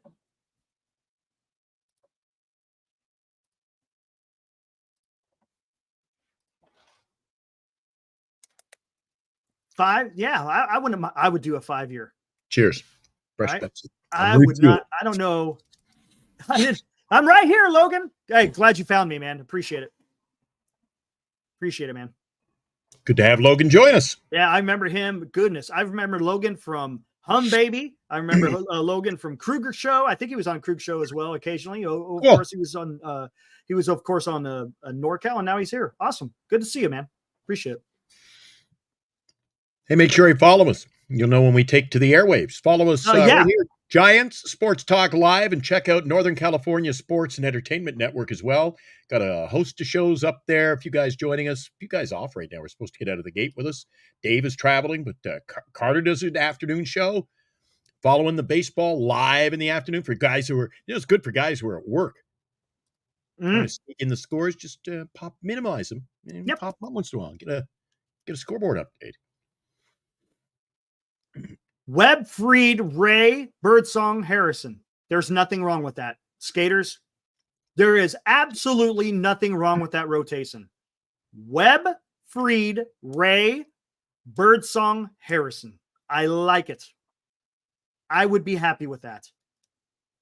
That would be awesome. I don't want to see Hicks in the starting rotation. Hicks does not belong in the starting rotation. You like me to be a little bit bold, Eric, as I have been tonight? I would be happier to see Birdsong slip into the number 4 or 5 spot, Ray, where he is, or even the 5th starter. I'd still like him to go out and get another starter. How about this, guys? I never even thought about this. How come I've never I had an epiphany. Why don't they trade Hicks? He was a Farhan guy. I think you'd have an easier time getting rid of Harrison. No. Over Hicks? Hicks will be better than Harrison. I think you get more value from Hicks. Who's got potential still? I think you trade Hicks. You might not get you won't get the King's ransom for him. But I think you get a decent piece. Hicks. I think you can slide him out of there, and I think you could because they did sign him for a fairly cheap. They signed him fairly cheap. They signed him somebody cheap. Else, Eric. Yeah, they could. They could put someone else, but I think Hicks could be a person they could trade. I didn't even think about that. I don't know why I never thought about it. The only thing I don't like about that rotation is it reeks of. Yeah, I think they could do well. I don't. I think they do well. They're bona fide. That if you look at that starting pitching staff, that's good. I think they're good. I don't think they're great. I think you're pulling. It's great. Oh, we're gonna be good with that starter. No, Webb, Fried. I'm not saying all of them. I said the staff. I still say bring in Fried and someone else. No, you don't need to get 2 starting pitchers. No, just one. What did you also got Ray this year? Because you also got Wisenhunt down in AAA. Ray this year. He came off Tommy John. I know, but a lack of consistent. Oh, so next year, That's the problem. he could be great. Next year, he's going to be Next better. year, you might be sitting here going, Jesus, Glenn, we should have got rid of him. No, but you can't. You're not going to be able to get rid of him. Harrison, fifth starter, you might be saying, yeah, he had He's a rough too year young. last year. Jesus, it's no better this year. He's young. He's only 22 years old. You got to give Harrison some time. Oh. Ray, you got to give Ray some time for the simple fact he's coming off of Tommy John. I think Ray's going to be better next year. Fried is going to be Fried. Webb is going to be Webb. And then you still have Roop. Black, maybe. Beck could be a long man in the bullpen. Again, you got Wisenhunt. Now it's down in AAA, who's getting seasoning, if you will. He may be a guy that comes up next year. You never know, because you know how it is with starting pitcher. You get an injury, you got to have someone come up. I'll try to jump on board with what you're selling there, Eric. Look, You believe. I don't, but I'll just. I think that is a good rotation. That is a good rotation. I think it's a good rotation, Eric. I want a great rotation. You can't. There's no way you can do. There's really no one out there that has a great rotation. To be honest with you, nobody. Who out there has a great rotation? Nobody. I don't care what other teams do, though, Eric. I'm not trading Webb. Senior's like trade Webb. I'm trading Harrison. I'm moving on from Harrison. And with Posey in charge, no way he's getting rid of Webb. No way he's getting rid of Webb. Next year will be interesting, Eric. No way they get rid of Webb. Next year, a lot of people. You know what? A lot of people are going to be on the hot seat next year. So Harrison tell me won. this: is it possible? Yeah. Okay. Who did you like better? Mariners have a great rotation. If I said to you, Eric, you and I are sitting in the boardroom, and you and I, guys, Eric and I are sitting running the show, and I say, Eric, we got to move on. Do you like Birds? Are we keeping Birdsong or Harrison? What are you doing? Birdsong. Right now, at this point in time. At this point, but that could change, though. That's what I'm saying. So if I walk into the boardroom and say, Eric, I think I got a deal, and I can restructure a deal with another team, I can get rid of Harrison, but we can improve on the staff. You're going, nah, Harrison might be. Are you? I don't think his value's there to trade to get somebody. Not right now. So his value's not there. What makes you think he's a good pitcher then? If his value's not there, young. It's because he's young. That's the only thing. He's going to have to tweak his mechanics, no doubt about it. I'll tell you one thing. I hope he's not watching the show tonight. Jeez. He said it. Eric said that. Yeah, right. But here's the thing. And skaters, to your point, the Seattle Mariners, they had a fantastic starting rotation. And guess what? Did they even get into playoffs? As a matter of fact, they were the team that allowed the fewest runs, and they still couldn't make the playoffs. Because you know why? You still got to be able to hit the ball too. There's two facets to this game, man. It's throwing three. It's throwing the ball, catching the ball, and hitting the ball. And if you're not doing all three, that's why you're not in the playoffs. Right on, Mike. See, Mike, it makes a good point. Willing to trade Harrison. You got to be willing to give something to get something, Eric. No, I agree. 100%. And you're sitting saying to the entire chat of myself for the last month saying, we have nothing we can give. Well, because you're not, because the problem is the Giants also need pitching. Look, do we have a surplus of players that are going to be able to be traded and also still be able to put together a good pitching rotation and a bullpen? I don't think they do right now. I don't think they do. And I just don't see Harrison giving you anything back. Now, when people are calling for a trade, you know who they're asking about. They're asking about Wisenhunt. They're asking about Bryce Eldridge. I don't know, man. All right, Heckmo, regardless of the second part of the statement, Dodgers are going to have Shohei, Mato, Roki, and Glasnow. All right, Eric, so now we put our roster up against that roster. I want a hell of a lot better pitching to face that. And if you say, well, we can't, then what are we doing, Eric? We're playing Colorado baseball instead of LA Dodger baseball. Hey, let's think about this. Remember, Shohei Ohtani's coming off of 2 Tommy Johns. 2. Yamamoto. But are you seriously telling me, he might not be that good? He might not be. Oh, come on. He might not be. Come on, Eric. Prove it. You have to prove it. Look at that, guys. Look, Shohei, Yamamoto, Roki, and Glasnow. Okay, what is first the even debate? Okay. Listen, the debate. Don't Shohei look for Ohtani. excuses. Shohei I'll take that starting staff over any starting staff in Major League Baseball. Nope, I No wouldn't. ifs Nope, or ands or buts. nope. I would take the Seattle rotation way over what the Dodgers have in that. Let's talk about this. Shohei, Yamamoto, Sasaki. Guess what? All three of those have in common. They can't pitch every fifth day. Shohei Ohtani has just come off his second Tommy John. Yamamoto about blew out his damn shoulder, and Roki Sasaki is going to come here and is going to get a taste of that. There's no way. They're not used to pitching every fifth day. That's what I'm realizing. And they're going to wind up blowing up their arms. That's what's going to happen. And as we've already seen it with Shohei, you watch. These guys aren't as formidable as everyone is saying. Now, are they good? Yes, they are. But there's issues there. There's issues in that rotation. And Abraham I would take there's issues too. The rotation can't pitch a full season. I think he's echoing your sentiments. But Eric, it's a 100-win team every freaking year. No, what Ibrahim is saying, he's talking about the Dodgers starting. Yes, rotation. Saying it's a glass rotation. It is. Well, they're the 100 team. Eric, they win. Why are they winning? But why are they winning? It's not because of their pitching. Hell no, it ain't because of their pitching. Half the chat has called me crazy for saying they can win the World Series. Carter's got them going out in the first round. What? Ooh, they're playing the Padres. They're playing the Padres. Listen, guys, when Shohei's 18-8 next year, we'll have we'll revisit this conversation. No, 18-8. Write it down. Write that down. Right now. I got a blank one going. Write it down. Shohei. 18-8, man. You're losing your mind. You're losing your mind, dude. You don't think he goes 18-8 pitching for an LA Dodger team? No, Are you crazy, Eric? Just show up and you're going to win 15 you know what? You know what? He might get the wins because that's not indicative of how well you pitch because your club can out bludgeon the other one because the lineup is so potent. There's no way. I know I spelled Shohei wrong, but it's close enough. We got a couple of them. We got Jung-Hoo Lee's going to bat 326. we got Shohei going to go 18-8. Oh, and I think you said Yamamoto's going to be Cy Young next year, right? Oh yeah, Yamamoto could get the Cy Young. Yep. I don't know, man. They're just not used to. They're just not used to throwing in a 5-man rotation. And all right, Eric, if I hit 2 of the 3 of those, would you say, okay, you were onto something? Yes, 100%. Okay. That's going 100%. I added the others. That's going on the bullet. I know it's messy, but we're going to pull that down next August and see where we're at, Eric. We'll see. I think I know where this guy's going.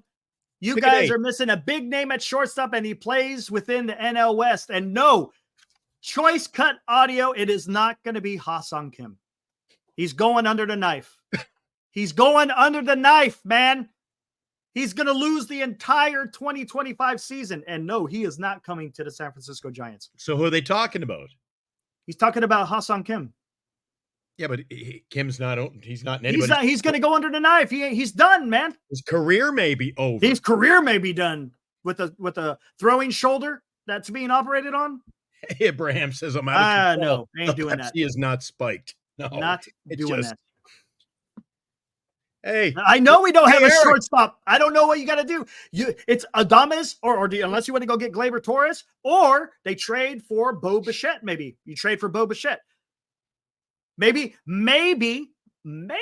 that's where you could trade Hicks to. Wait, didn't the Hicks play for Toronto? You think? Yes, he was a starting pitcher closer and a reliever there. Did the same roles. You think they want him back? For that price, it's not that expensive. Not that expensive. Would you trade Hicks for Bichette? Would you trade Hicks and I don't think they want Hicks. There's a reason he's not in our starting roster. Eric, again, you're back to the chat's philosophy of no. I don't think they want him. He said if they got because the Giants signed him at a pretty cheap price because they were willing to put him in a starting position. So what if you trade Hicks and Matos to get Bo Bichette? Oh, would that do anything? Yeah. I don't know. Bo.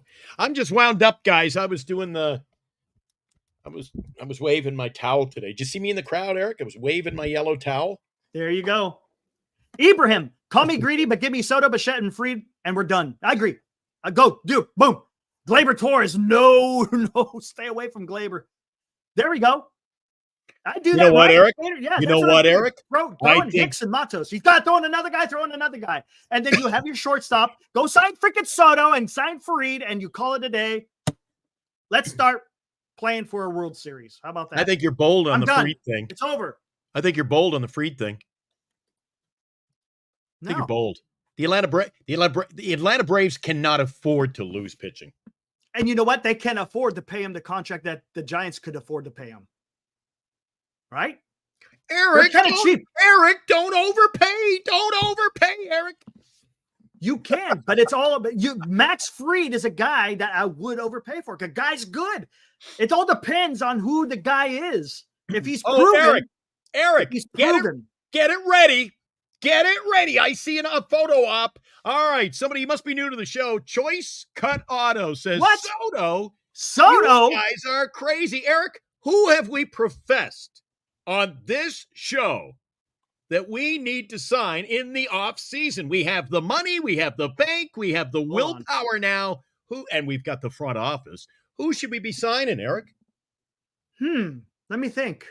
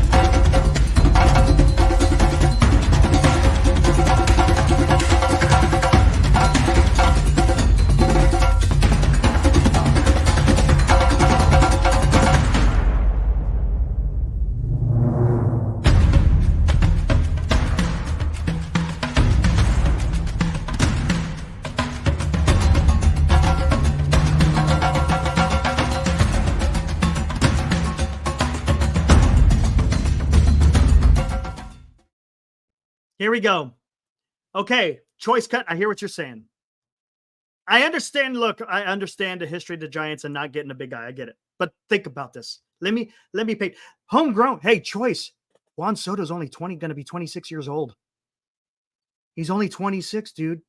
He could come up with all those guys that are in there in the future. Ramos, Jung-Hoo Lee, Fitzgerald, Eldridge. Those guys are all in their mid. Well, Eldridge is actually the young buck out of all of them, but all of them are in the mid-20s. Young. They're all in the mid-20s. They could all be playing together for damn over 5 years. You're looking at guys. You're looking at the rebuild of the Houston Astros. Hold on, listen to this. You're looking at the rebuild of the Houston Astros. Everybody, listen to for those of you who don't understand what I've been saying. Listen to what I'm saying. I'm gonna paint the picture for you, Choice Cut. You could either the place could either be Chavez Ravine or it could be Oracle Park. You got Shohei Ohtani on the mound for the Dodgers. He throws a pitch into Juan Soto, dusts him off the plate.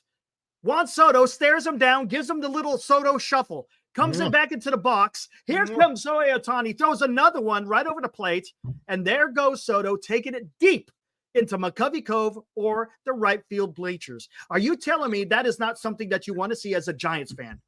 Come on. And then that's not to mention, you still got Ramos, who's probably going to be better next year. This guy got his first full season this year, and he was a damn all-star. Fitzgerald shows promises. Jung-Hoo Lee is probably going to be a decent hitter. And you got Bryce Eldridge, who's going to be your future, along with Soto, who's going to be able to clobber the ball also into McCovey Cove in the right field bleachers. So it can't be done. It's about time the Giants put together a damn roster to compete with the freaking LA Dodgers. It's about winning the damn division. I'm tired of putting together rosters that's all you're going to, I just want to get into the wild card. Let's just get you get in a wild card, anything can happen. Yes, it can, but I'm tired for it. Who cares about the 500 million choice? They just got done building out freaking Mission Rock. They're done with phase 1. They're getting ready to do phase 2. If they could spend billions on real estate, how about you spend some of those billions in Oracle Park? That's why I brought it up for you. They could do it. Yep. The Giants, look, it's not our money. The Giants have a ballpark that is paid for. That it's not about the need to, it's about the want. It's about having that drive within you to sit there and say, I want bigger things. I don't want to just try to skate in. I'm tired of that. We've had that for the last 6 years and it hasn't worked. I want us to be bold, be the damn San Francisco Giants, be the 5th richest team in the major leagues, and go out there and compete.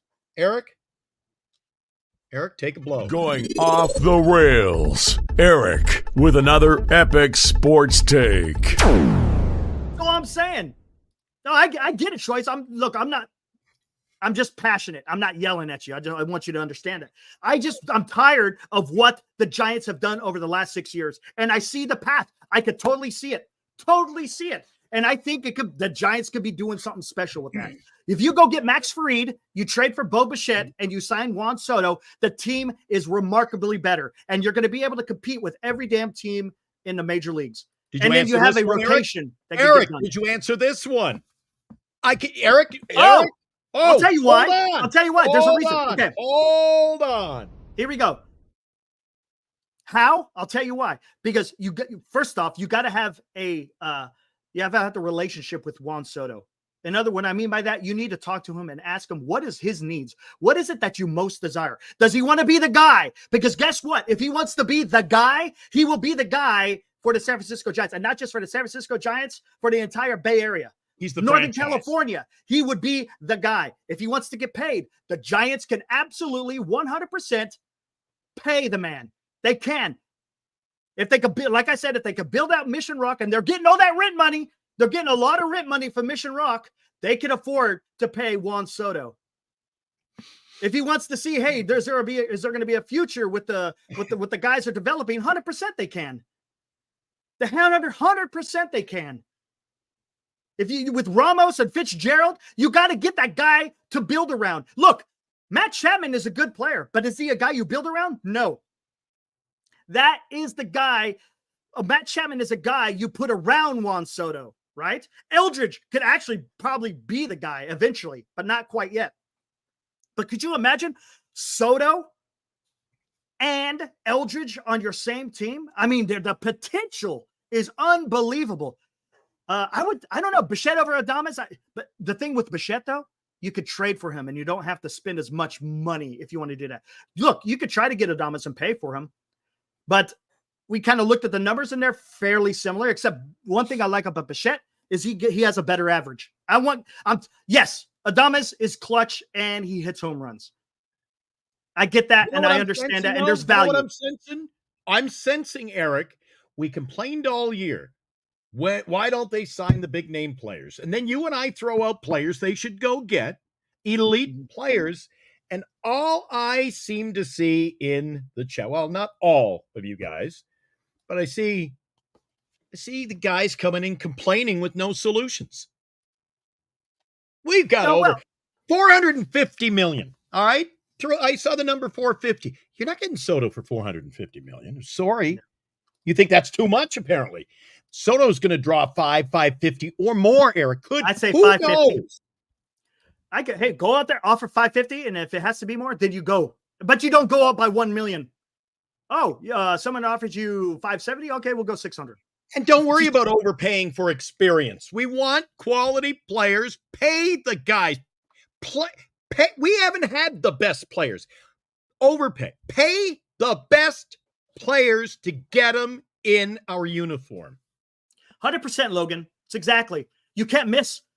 Look, the very few. How often do people like Bryce Harper and Juan Soto, of their talent and their age, become available?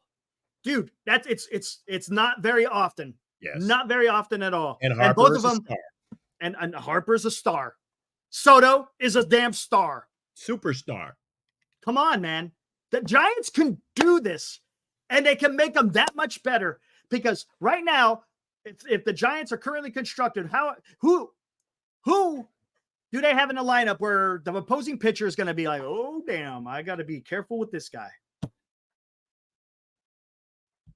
Ramos, right? Maybe that, but I mean, again, come on, man. Rick Brown says 50 over 13 years. You could do that. Mm-hmm. Or 50-12. Now, 50-12. Go 50-12. 50-13 if you have to. And I think Buster Posey is going to be respected, Eric, among the baseball fraternity. Okay.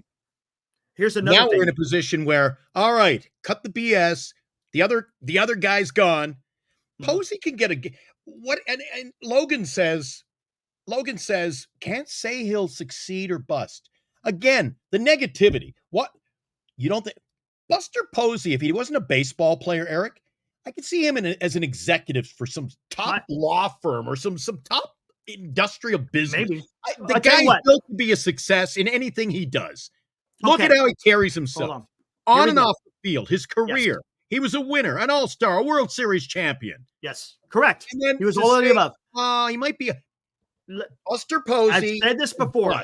I said this before. One thing Buster Posey brings to the table is he can relate to Major League Baseball players. He's achieved the highest the sport can give you, and he's also experienced the lowest of lows with catastrophic injuries that could have ruined his career, right?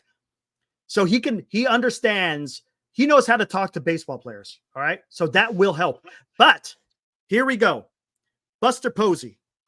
Is he going to be the guy? Look at it this way. I think Buster Posey is going to be your strategic guy, right? He's going to be responsible for your strategic level objectives. Your GM is going to be at your operational level. In other words, the GM is going to be responsible for the day in, day out type of issues you have to deal with the team. Okay. So what Buster Posey will have to do is he's going to have to find a guy that understands the nuances of a 162 game season and off season in producing what needs to be produced from a GM for the club. They have to be able to do that. So is Buster Posey going to be all of that? No, he's not. He's going to have to bring people around him to help them succeed. He's going to have the vision, guys. This is what I want. This is what we need to do. Let's go get it done. And again, he's going to help. Don't get me wrong. It's not like he's not going to be part of this. He's absolutely going to be every part of this. But again, the GM is going to be a crucial part here, guys. Keep your ears to the rail, like I say, because when they announce who the GM is going to be, that's really going to be telling in where the direction of this club is going to go. Don't get me wrong. I think we got a taste of it when we listen to what Buster Posey wants to do. He has lofty goals, and I love it. He wants to bring championship baseball back to San Francisco. And I don't see them doing it the way of Farhan. Okay. Right. Two things happened on Tuesday, too. Two things happened Tuesday morning. Well, three things happened. Eric and I did a 12-hour show. That should be number one. They said they made the move. Buster's in. Mm-hmm. And the second thing on Tuesday that happened was Charles Johnson says, I'm going to spend the money this offseason. I've got an open, Buster's working with an open purse. So to speak. Yeah. That was important to hear from a guy who just said a couple of years ago he was willing to break even. You know why he said that, I think? Because I don't think he wanted to give Farhan any rope. He had him on a short leash. Well, fair point. But for him to come out and say, now Greg Johnson has put himself in the he's changed direction. If they don't spend the money, Eric, who do you finger wag in his direction? And I said, put himself in the hot seat. This is what I said months ago. Why, when some of these articles are coming out about Farhan not being extended? Actually, it was about 3 weeks ago. They're talking about Farhan not having that second year locked up. And I said, why? Yeah, Greg. You said Greg. I thought you said Greg Johnson. Yeah, I said, why on God's green earth would the Giants have Farhan come for 2025 as a lame duck GM? It makes no sense. Makes no sense. So I'm thinking from the very beginning, I think Charles Johnson had this guy talking about Farhan. Again, like I said, on a short lease. I don't think he gave him all that he wanted to give because I don't think he trusted the direction that the club is going. And that's smart of the owner. That would be smart of the owner. Granted, a lot of us were hard on him, and I was too. And because I got tired of hearing about Mission Rock.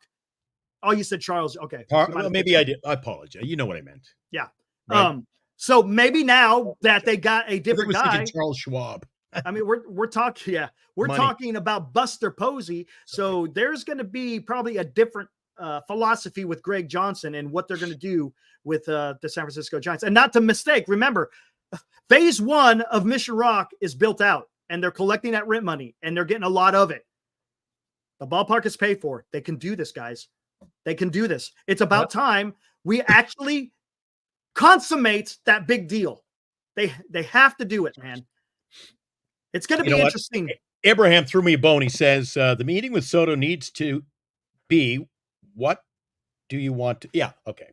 Needs to be, what do you want to sign? And pay that. And yes, I mentioned just last night's show, Yastrzemski, the best-selling jersey at the ballpark. Mm-hmm. Giants sell more Yastrzemski jerseys than anyone else. Can you imagine that, first of all? And can you imagine how much they'd make back? And I've said this to Eric, how much they'd make back of his contract in one season, selling tickets and just jerseys with his name on it, his likeness. They're allowed to market him. The money-making opportunity. This isn't about, Eric, how the hell are we going to make money just selling tickets? You're going to make his salary back. And I said that about Harper. Everybody laughed at me. I go, at that time, you could have got Harper cheaper. I said, if you sign Harper, you'll make enough in jersey sales to pay him. Yep. It's not all about ticket sales. And what happens when people come to the ballpark wearing those jerseys? They buy more liquor. They buy more footlongs, more cotton candy, and they buy pretzels for $14 each. Eric, you got to get them in to make your money. You got to get them in.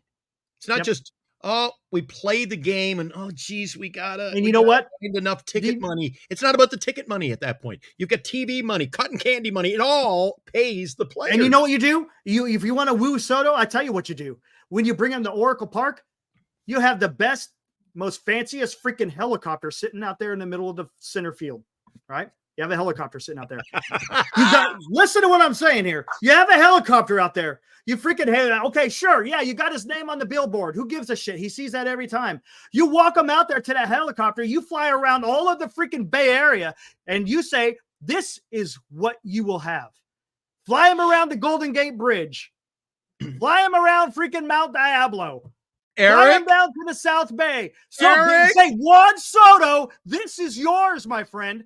This Going is yours. Off the rails, right? Eric with another epic sports take. Stop putting a freaking picture on the freaking scoreboard. Go big. Fly him around the entire, right? Fly him up to Yosemite. This is yours. You want your face on freaking El Capitan? You want your face on El Capitan? There you go. Right there. You really have gone off the rails. I love it. The helicopter. Oh my God. Now we'll know if anybody in that office, Eric will come on the show and you'll never guess what they did today. Do it. Right? Go out there. Get that helicopter. Fly him around the freaking Bay Area, Northern California. You're the man, dude. This is your kingdom. King Soto. This is what you will have. They will all be eating out of your hands. The kingdom in his court. He'll never have to buy a meal or a beer again, man. Stop with just the freaking face on the scoreboard. He knows what his face looks like on the scoreboard. He knows that he can pop the ball out of Oracle, right? He knows he can pop the ball out of Oracle Park. He's been here before. You fly him around Northern California and tell him this is your land, man. We're all hyped. Eric is off the rails. He's all in, but why not, man? Yeah. There you go. See? Come on. Yeah. Why not, man? Why the passion's rubbing off. Why not, dude? Just go do it. They can afford it. They can. So I don't want to hear about money. I just want to hear about having the best team that you can make. Grand. Come on. Grand, you've missed an epic show tonight. Where have you been, my friend? My gosh, you missed an epic show, Eric. Come on. Eric's Could you imagine? bringing it out of the gate today. He's like a thoroughbred, and he's still in the home stretch. I'm telling, dude. Oh, awesome. Could you imagine that? There you go. See, I'm getting some guys over. Right All on, of a sudden, I think the vote is swaying. Let's go. Come I'm on. 100. Why not? Seriously, tell me this. Yes. Look at it coming in. Yes. Look at the early results. Oh. This is what I'm trying to do here is why not? Look, is there a chance that, or is there a high possibility he doesn't? Yes, of course. We know we're Giants fans. But you know what? Go out there and give the best freaking ever. Look, if you got Buster Posey, if Buster Posey wants Soto, he's going to get Soto. That's what I think. Yeah. That's what I think. Oh, and I'm telling you, man, that would just be awesome. Oh, yeah. He's talked about the shuffle already tonight. We got the picture, the Picasso of the old shuffle and the home run into the drink. I've heard it again toniite. Logan, what's the contract you offer Soto? Whatever he wants. Whatever he wants. Numbers. Fill in your number. If you, again, I've said this before. You want to rename the park Juan Soto Park? Go for it. It's all yours, buddy. You'll get part of the rent. You'll get part of the rent, Juan. You know what the check will look like here? No numbers on it, Eric. Look. There you go. Blank check. Blank. See there? Blank check. Put in the amount right there. Now you got to do. Done. He will be the man. Could you imagine? Oh, could he be? I mean, it would be Barry Bonds-like. I'm not going to say it's Barry Bonds. It's Barry Bonds-like. People would be so every at bat is must see. Yes. And then not only that, you got Bryce Eldridge. It gives you a sense of winning too. It just gives you a sense of look at our team now. Yes. It basically Buster and the boys walk out and say, "We're back." Yeah, right. We're back. Right. And you got Bryce Eldridge coming up, who could be your next phenom. You got Ramos, who's shown that the guy is a freaking all-star. You go sign Max Fried, and you got a damn good starting rotation right there with Webb, Fried, and Ray. Come on. You know what? This leads me to believe I never thought about this earlier in the show when we did our review of the scoreboard, which seems like hours and hours ago. But I'll be cheering on the Kansas City Royals this weekend. I want Soto out first round. So you think naturally going to New York is going to you're grandfathered into a championship or something? Right. No, my friend. Take the money and come to the Bay Area. Absolutely. All right, and hold on one second. I'm going to open up some windows. And the kingdom you call home. The kingdom you call home. Yep. I think so. Soto gives this team instant swag. And you can talk about failure signing some epic contracts in the past, and the Harpers, and the Judges, and the Correas, and some big names along the way. It's all fair. You can have your own swag as the owner of this team, or the new GM, or player person. Imagine Buster Posey comes in, boom, can walk right out, hold his head high. We're back. We went off the rails for a few years. Things took a turn for the worse, but guess what? We are back. Yep. I'm telling you. I am telling you. The merch, the vibe, Willie Mays Plaza will be vibrant. I don't know. We're Eric and I working ourselves into a frenzy that if this doesn't happen, oh Jesus, I'll be sitting here like this. What are you doing? Waiting for ball season to start. But if we get it done, hooting and howling, and I'll be dancing in the streets. I am surprised. Somebody asked me the other night. I'm just looking at the board here. I get nothing on my financial board here for tickets because they haven't called me to renew my season tickets yet. I don't know what happened there. All right. I'm sure if they sign Soto the next day, I and many of us will be getting our call. Would you like to renew your tickets, sir? That's like your Kyle Harrison reference, right, Eric? Yeah. All of a sudden, they signed Soto, and the value has gone up. Oh, of course it's going to be. Would you like to know allude that. today? 100%. Oh, not yesterday or last week.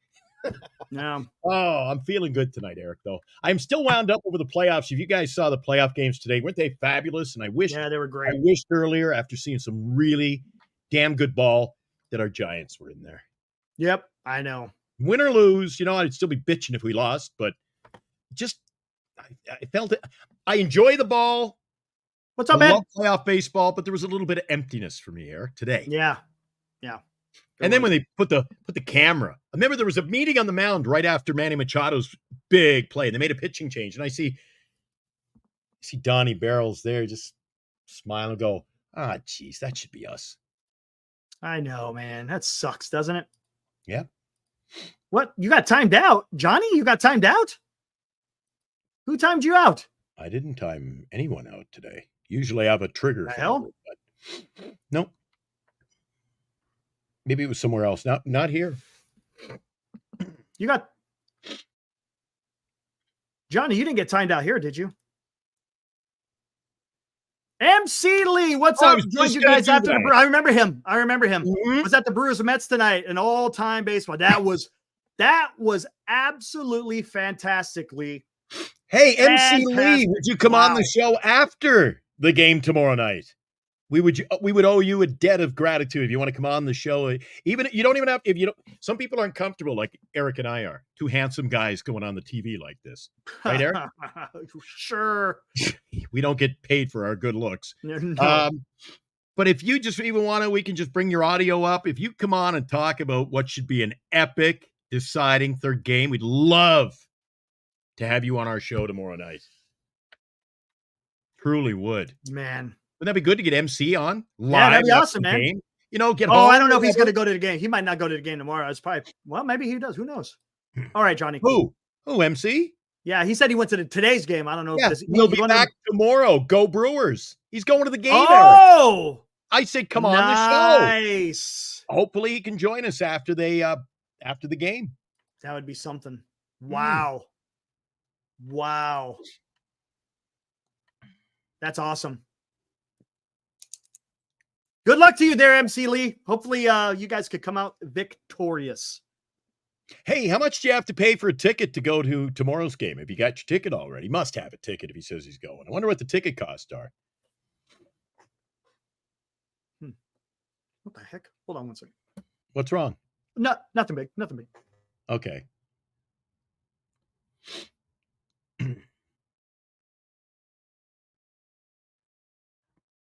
I don't know. The Mets gave up the long ball today. You know what? Win or lose, I think the Mets have been one of the Cinderella Mets and Tigers. There's your Cinderella clubs. What do you got here? Cinderella clubs for the season. MC, we paid about $95 a piece for the tickets. Geez, that's, you know what? Epic game. 95. What's $95? I'd pay that all day long. Yeah. MC, hope you'll come on our show tomorrow night.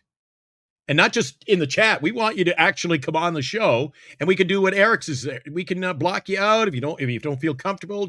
He's back. So we'll stop talking about him again, guys. Don't just.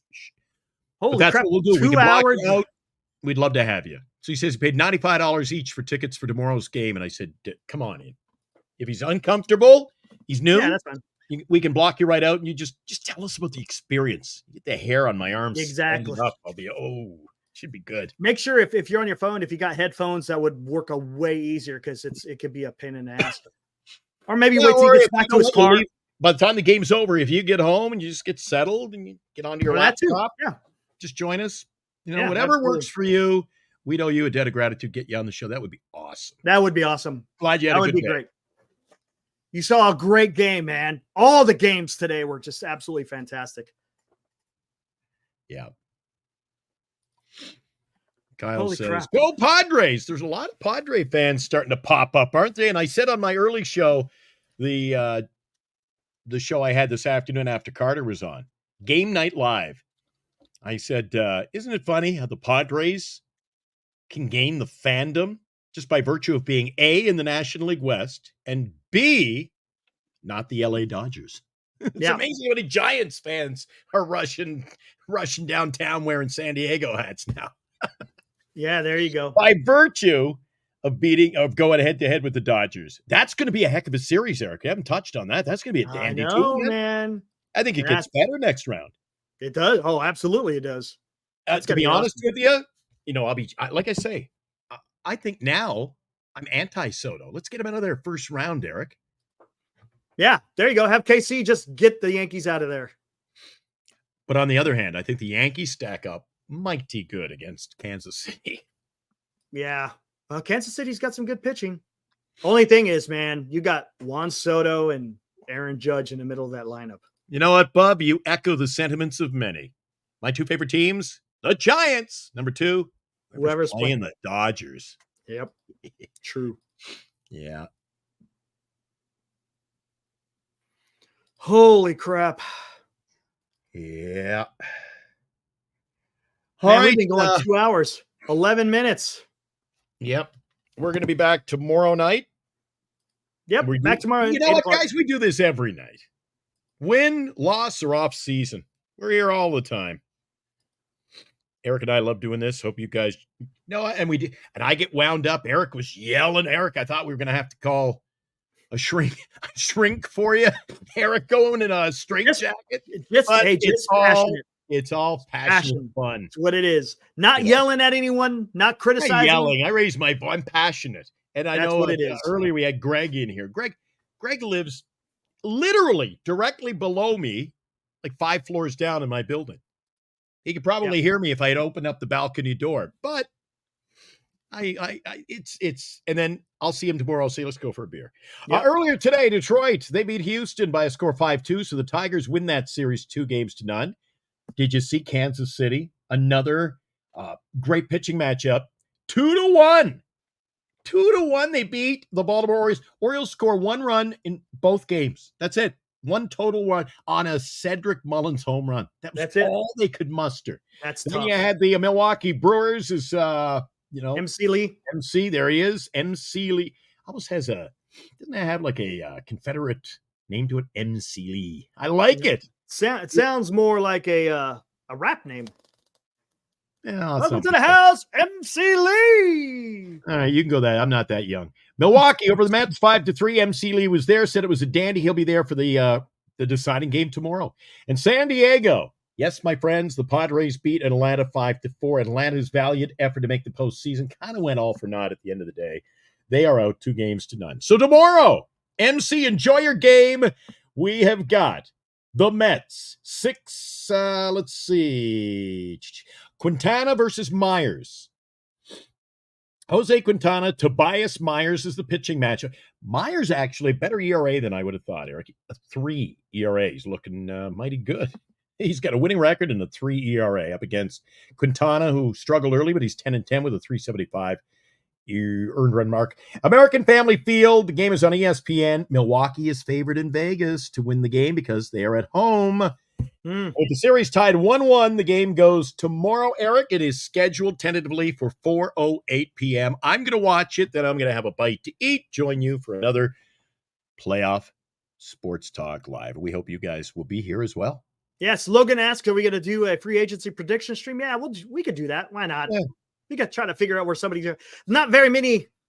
We'll probably just touch on the big free agents. I'm not doing every single damn one. That's there's only a few to begin with. So that might be a short show. Although it probably gets heated. Who goes where and why, and don't overpay. And see, Giants report. He knows.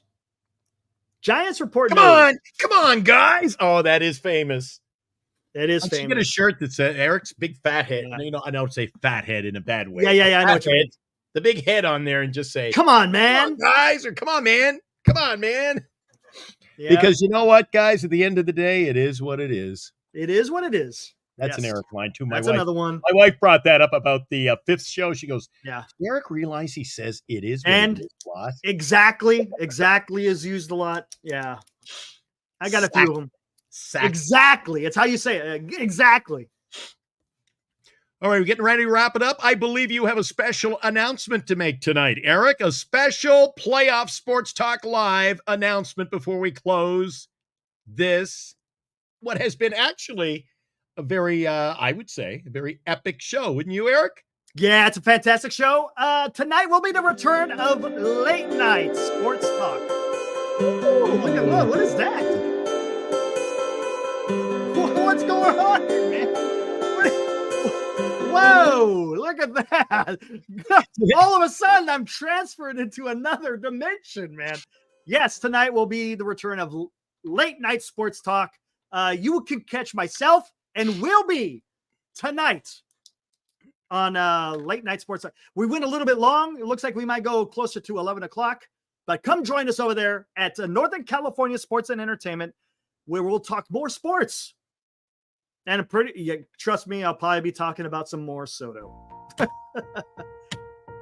Oh, you like those canned StreamYard songs, don't you? Well, I thought this was MC. Frustrating. I thought it was MC. Yeah. Now he ain't gonna come back. There'll be some wrestling. 100%. There'll be always wrestling, man. Well, I wasn't invited, so I'm just gonna go do my radio work for tonight, early tomorrow. Hey, you can pop in. You can pop in whenever you want, man. Dude, you guys do your thing. I've got radio work to do, man. Right on. I make the big bucks, and it ain't because of this. It ain't my sexy mug, man. It's the voice. So I'm going to go over. I got some commercials to read. I actually got a gig yesterday. I didn't tell you about this, Eric. I got a gig yesterday to do, to do a major motion. So, when the movies go into the theaters, and about 6 months before, you go in and, you get your popcorn, they dim the lights, and then they start running the coming soon. And they play the previews. Yes. I got a booked yesterday. I'm going to be, it was a dark day. I do the movie preview. You're doing the movie preview? I got a movie voiceover. This will be my third one that I've done here. No kidding. For which movie? Can you say? I'm not allowed to say. Which ones have you done then in the past? I'm not allowed to say that either right now. I have to check the contract. I can tell you tomorrow if I just check I'm not, dude. Sweet. I am not screwing up the money I'm making for like 90 seconds of work over giving the names on this channel, my friend. That's cool. No way. Okay, the ones you have done before, have they been pretty big? One of them was pretty big. The other was more, I'd call a B movie. Okay, fair enough. I would call a B movie. Gotcha. Are you serious? Really? Not the B movie like the cartoon. Yeah. Gotcha. A B movie, but anyway. Yeah. And I do on Canadian television for little kids, I do cartoon work. Animation. Oh yeah. Animation. Yeah. The show Miffy the bunny. I don't even know. See, the StreamYard and YouTube. I don't know if I'm even allowed to sing on it. I don't know what. Yeah, you better be careful, man. You never know. Yeah. So they always hire me to do any kind of deeper kind of like the polar bear comes along or a coyote. The coyote, in movies and anything that's animated, guys, you got the pack of coyotes, but you got the one that's always like the front. Yeah. I voice the coyote. Now there you go. Oh, Miffy, you picked the dark day for a walk in the woods. Stuff like that. Pretty cool. What's up, Not a Gamer? Used to be really fun when they'd fly into the studios to do it. Now they send you the material in the email, go record it, send it back, and we do all the work. So it doesn't pay what it used to. But check this out. Yeah. He just Not a Gamer just came back from the Padres Braves game. Get the heck out of here! Nice, man. Jeez, nice. We got the return of the fans coming back from games. We got a well-rounded chat out here. We got guys going to the Brewers and Mets games. You got guys going to the Padres and Braves games. Man, hey, Not a Gamer. Does he want to come in for 5 minutes? Tell us about the show. And again, don't even have to put your picture up there. We can listen to you. We can block you. Show them what it looks like when we block you, Eric. There you go. There you go. You can just I'm still here. I'm still here. Hello? You knew it was coming. Hello. Yes, Chardon, we can hear you. Come on back. Come on in. Come on in. Can you hear me, Glenn? Eric? Hello. Hi, Chardon. Okay, enough of the shenanigans. Every night before the show ends, we go off the rails in some way, shape, or form. I guess where's Not a Gamer? Did he mention anything about Yeah, that? he said, how do I get in there? All you got to do is hit that link and you could come right in. Oh, sweet. We only got a couple of minutes, but we can do something. There you go. Is he coming in? All you got to do is hit the link and it tells you, hey, turn on your microphone. You can turn on your camera or leave it off. Gives you that option. And then, yeah. And then when you pop in, you don't come immediately in. You come into what we call the green room. It kicks you out a little bit. And then we see you down there. And then when you're ready to come in, we'll bring you right in. Yeah, I'm just down there waiting to help him in. Thanks, Giants Report. Appreciate it, man. Hey, there he is. Yeah, see? Hold on. Let's make sure. Well, I just wanted to make sure he was good before. No, I think he's good. Are you there? Oh, can you guys hear me? Yeah, I hear you. Loud and clear. Hello. There we go. Not a gamer. He is our gamer. Our gamer guy right there. Pleasure to meet you, Eric and Glenn, as well. Hey. I found your channel like a week ago randomly, just under the baseball section, and you guys were just doing Giants talk. I think after you guys played the Padres, so I had to just join you guys to see. Hey, appreciate it, man. Awesome. Like and I hope you supported us. We welcome you back anytime. Yeah, you guys are awesome. We're not talking about that tonight. Tell me about playoff baseball and what the atmosphere was like today. Oh, yo, we do not let up, man. We showed up. Everybody showed up today. It was pretty intense. I was up in the bleachers and I got to see the whole. Were you going like this? The rally towels. Yeah, this was actually my first playoff series. Nice. It was great. First game I went with my father, and the second game I went with a family member. Nice. Nobody would sit down. Everybody was loud. Around the 8th inning, when the Braves scored those 2 runs and they brought it back 4-5, it got really quiet. Yeah. Really quiet. And once we got our closer out there, Robert Suarez, I like to call him Bobby Bullets. He likes to throw bullets down the zone. Yes.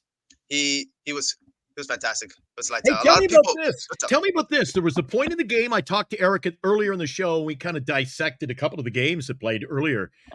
I thought one of the hair-raising moments was when Machado, from basically his backside, threw the double skipper, like skipping a rock on a little lake. It went over to Cronenworth, and he almost had the double play. But that was a heck of a play by Machado, wasn't it? Yeah, that was super good. It's what you see daily when you go to the ballpark. Hey, you know, it's nothing unusual. Nice. I have not a full season ticket plan, but I get 20 games a year. Nice. And I get to see him pretty often, and yeah, it's amazing. His play is nothing out of the ordinary, you know. Don't get me wrong, Chapman plays a great third, and he's done some fantastic plays. So I'm not gonna poo-poo Giants third baseman, not by any means. But you know, you could speak to this better than I can. I've only seen a few games of Robert Suarez. He seems to be a little bit of a weak link. No, lately he's kind of been giving up a lot of runs late in games and making it interesting. Do you still have confidence in him being your closer? No, I can agree when people see that, because when I was sitting in the stands, and Robert was ready to come out, even me and my sister looked at each other like, this is going to be the intense inning, the 9th. Can he really close it out smoothly without any walks? Because I think walks is really killing him right now. And then and players just make contact with the ball, it'll fly because he throws 100 plus. So I'm a little, 50-50 when he comes in, Right. Okay. A little jealous of you. Jealous of you, man. It must have been awesome. I tell you what, hey, not a gamer. Tell me this. Who are you more excited to see when they come up to bat? Manny Machado or Jackson Merrill? Oh, that is actually a good question. I think Merrill right now has just a little bit more. The crowd goes wild for him. Like awesome. All year. I've gone all year. And ever since his the first home run that he hit in South Korea, like people were just on him, and then it even boils over. Even like so many people with shirts, so many people with the cutouts of his head walking around. Like people embraced him. People really awesome took him in. So yeah, that's great. There was I could agree that there was a little bit more than Manny right now, because like he's shooting for Rookie of the Year and all that stuff. Absolutely. He's getting it. He's going to get Rookie of the Year. There's no doubt about it. Right. Where's Paul Skeens? In playoffs? Nowhere. No, exactly. No. Now, don't get me wrong. Paul Skeens is good, but I think Jackson Merrill, he goes out there every single game. Yeah, for sure. Don't get me wrong. Paul Skeens is awesome, but he goes out every 5th day. Well, it was winning playoff baseball. So when the game ended, I saw what it was like on TV. And being from the Bay Area, I went to the opening series of the season. I get to see a fair amount of games in San Diego. The wife and I fly down there for weekend trips. Great little city, Eric. You go down to what is it called? The Gas Lamp District? Yep. The Gas Lamp Quarter. The Gas Lamp Quarter. Yep. I like it down there. And after the game, you can go for a nice meal. The spaghetti factory's just literally across the street from the hotel. We stay at the little hotel where the team stays, actually, where the Giants stay. But what was the atmosphere, not only in the stadium, but after? Here it is. We've won a postseason series. For me, it felt like we can contend. Like we are a real team. 100%. Last year, there was so much hype between the four guys, and I feel like that really kind of just killed everything. Like so much was weighing on these other four guys. Soto, Bogarts, that's many. Yeah. It was too overwhelming. This year, it's a whole team effort. You can see it from everybody, and it's like a different atmosphere. Nice. And, definitely, people after the second game, today's game, I already knew the chants were coming out for LA. Like as soon as the game ended, the chants came out. It was a pretty awesome experience. Are the fans really? You have such. You talk about him. You talk about Machado. You talk about all the mix, the young players and the veterans. Getting a nice mix there. But being a Giant fan, what is it like when you got these? Like I'll call them, role players at best. We're very familiar with Donovan Solano. What do the fans think of him? He's been contributing nicely for this team. Personally, for me, I think Donnie Barrels is great. He's already got the nickname Donnie Barrels. He already as my ninth hitter or eighth hitter. I'm not too worried. You got Donovan Solano back there, and Higashioka, who either hits a bomb or not. But still, like our ninth is pretty well. Our eighth and ninth are pretty well rounded out, and I think seeing him in our lineup and first base too it's pretty impressive. It's awesome. I approve of those guys. Come in just nice to service. It's funny. In the very beginning of the season, if I'm not mistaken, I think I picked Atlanta Braves and the Baltimore Orioles. Of course, Atlanta Braves, they suffered catastrophic injury throughout the entire season. Yep. So it kind of derailed their system or their season.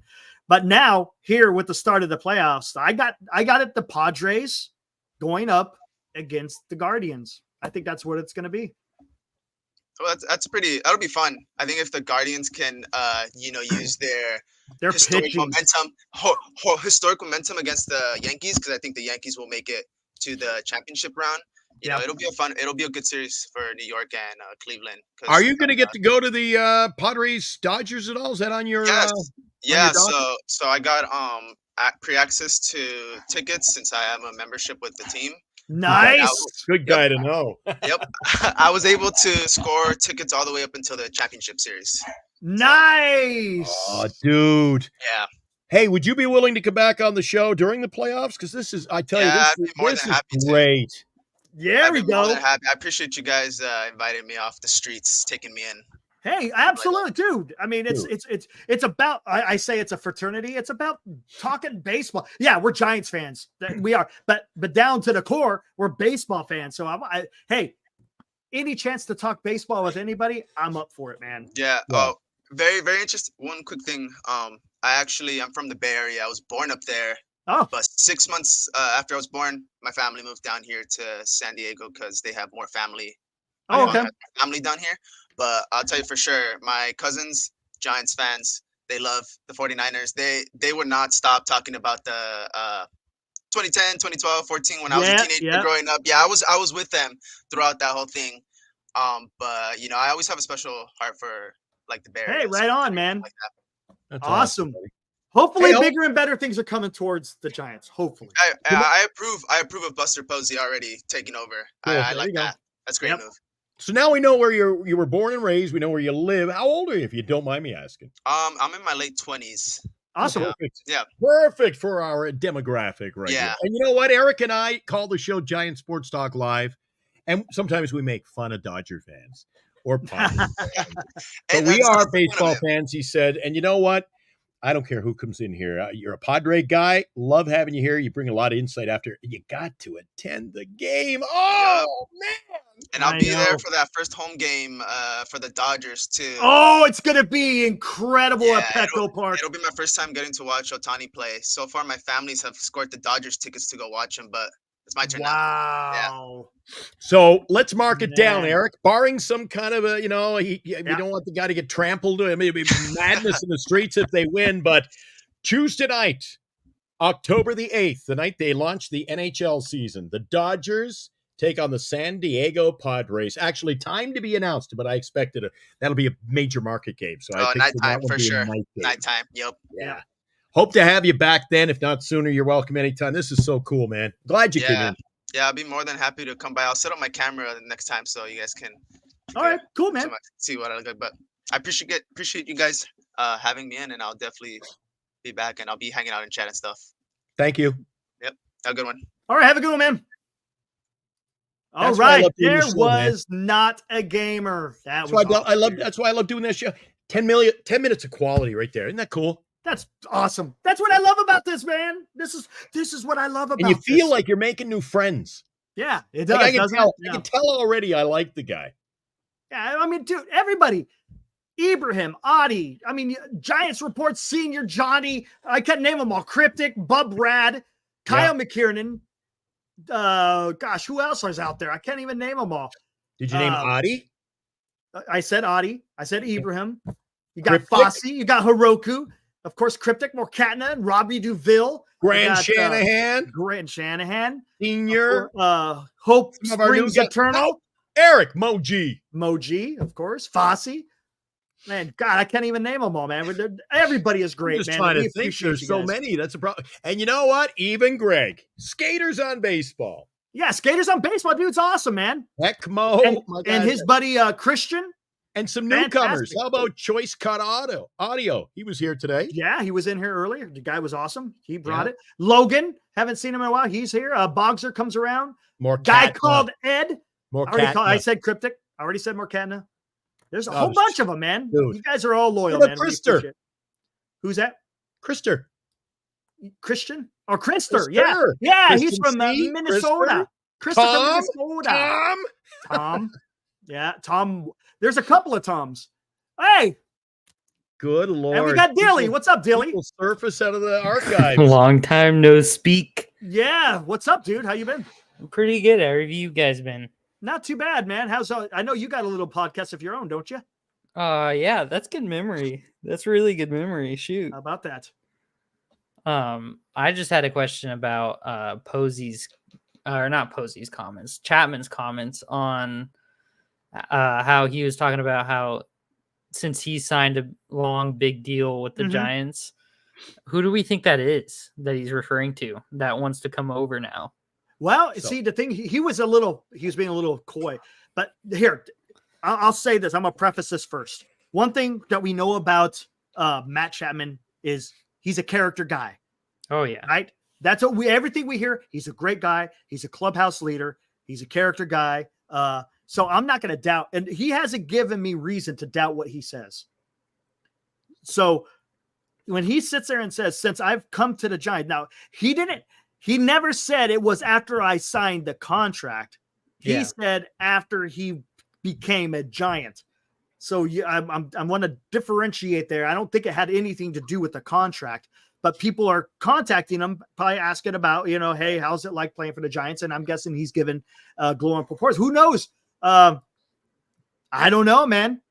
Yeah. Who does he know? Interested. I don't. Well, we know one thing. We know his agent knows people. So he knows everyone. So maybe that's where it's coming from. I'm sure that within the stable of Scott Boras, players are probably talking, right? For sure. Come on. It's a small fraternity of people, and I'm sure they keep in pretty good contact. But no, that when I heard him say that, I thought that was pretty exciting. Yeah, for the simple fact that someone is fighting to bring talent to this team. He's got pull himself just based off of merit and being a good player.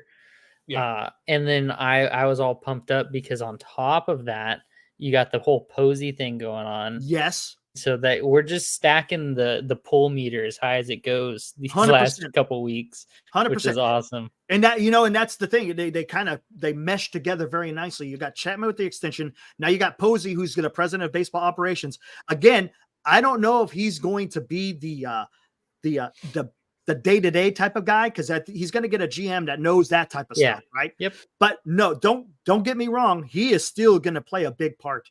Again, I kind of break it down. He's going to be at the strategic level. The GM is going to be down there at the operational. And if you want to get lower, Bob Melvin's going to be at your tactical level, right? The on-field situations. So I think he's going to get someone trust me, Buster Posey is a smart guy. You could tell. I think we're already getting the quality pieces on the chessboard here. And the thing that he brings, and I said this yesterday, he brings that gravitas, if you will. People know who Buster Posey is. Yeah. Right. He's a World Series champion. He's a Gold Glove catcher. He's a leader. It sounds like he communicates he's well. A Hall of Famer, man. He's going to be a Hall of Famer, 100% going to be a Hall of Famer. So when he is in the room, people are going to listen. And you can't ask for a better ambassador for the San Francisco Giants when he's in discussing who they're going to sign as a free agent, who maybe they want to try to trade for, and who maybe they want to draft. He's going to be instrumental in that. Yeah. And you know what, Eric? This also takes me back personally, because I'm a big fan of Ken Burns baseball. Almost feels just how dapper the guy is, and clean cut, good looking guy. Let's call a spade a spade. Doesn't this remind you of like back in the early 1900s when a guy is a star player and all of a sudden then he's running that friend? When was the last time we saw a player of the ilk of Buster Posey move up and take over control? Not that quick. Long freaking time, hasn't it? Yeah. I mean, look. This is what they had to. This is the kind of thing they did in like the 19 teens and 20s. This is a whole. This is something different, and I like it.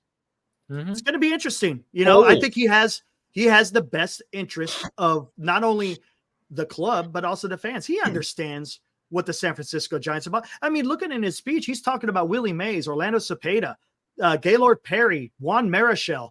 He's talking about the greats who have played for this organization, and he understands the history of San Francisco Giants. And you have to have that. If you want to sell your team, which you have to do for, certain aspects of the job, you got to have an understanding of what this team is about. And he has it. And, is he going to know the intricacies of it? Absolutely not. He won't. But that's not the point. The point is he's going to hire someone who's going to be able to do that job, right? That's the whole key. I have absolutely no doubt that Posey is going to try to do the best. Is he going to make mistakes? Sure. We're human, man. Everybody makes mistakes. And if it warrants criticism, we'll be here to criticize it. I'm not above criticizing. I've been criticizing the damn ownership because of the direction that it seems that the club was taken. Eric criticizes me after the show's over every night. But it's that, look, they could have done much worse. They could have kept Farhan, and where would we have got with that? But I think he's going to put together guys out there. There are actually professionals out there who almost are rooting for him to fail, Eric. They're saying this reeks of the team, reaching, and why did they rush into this? And I don't think they did.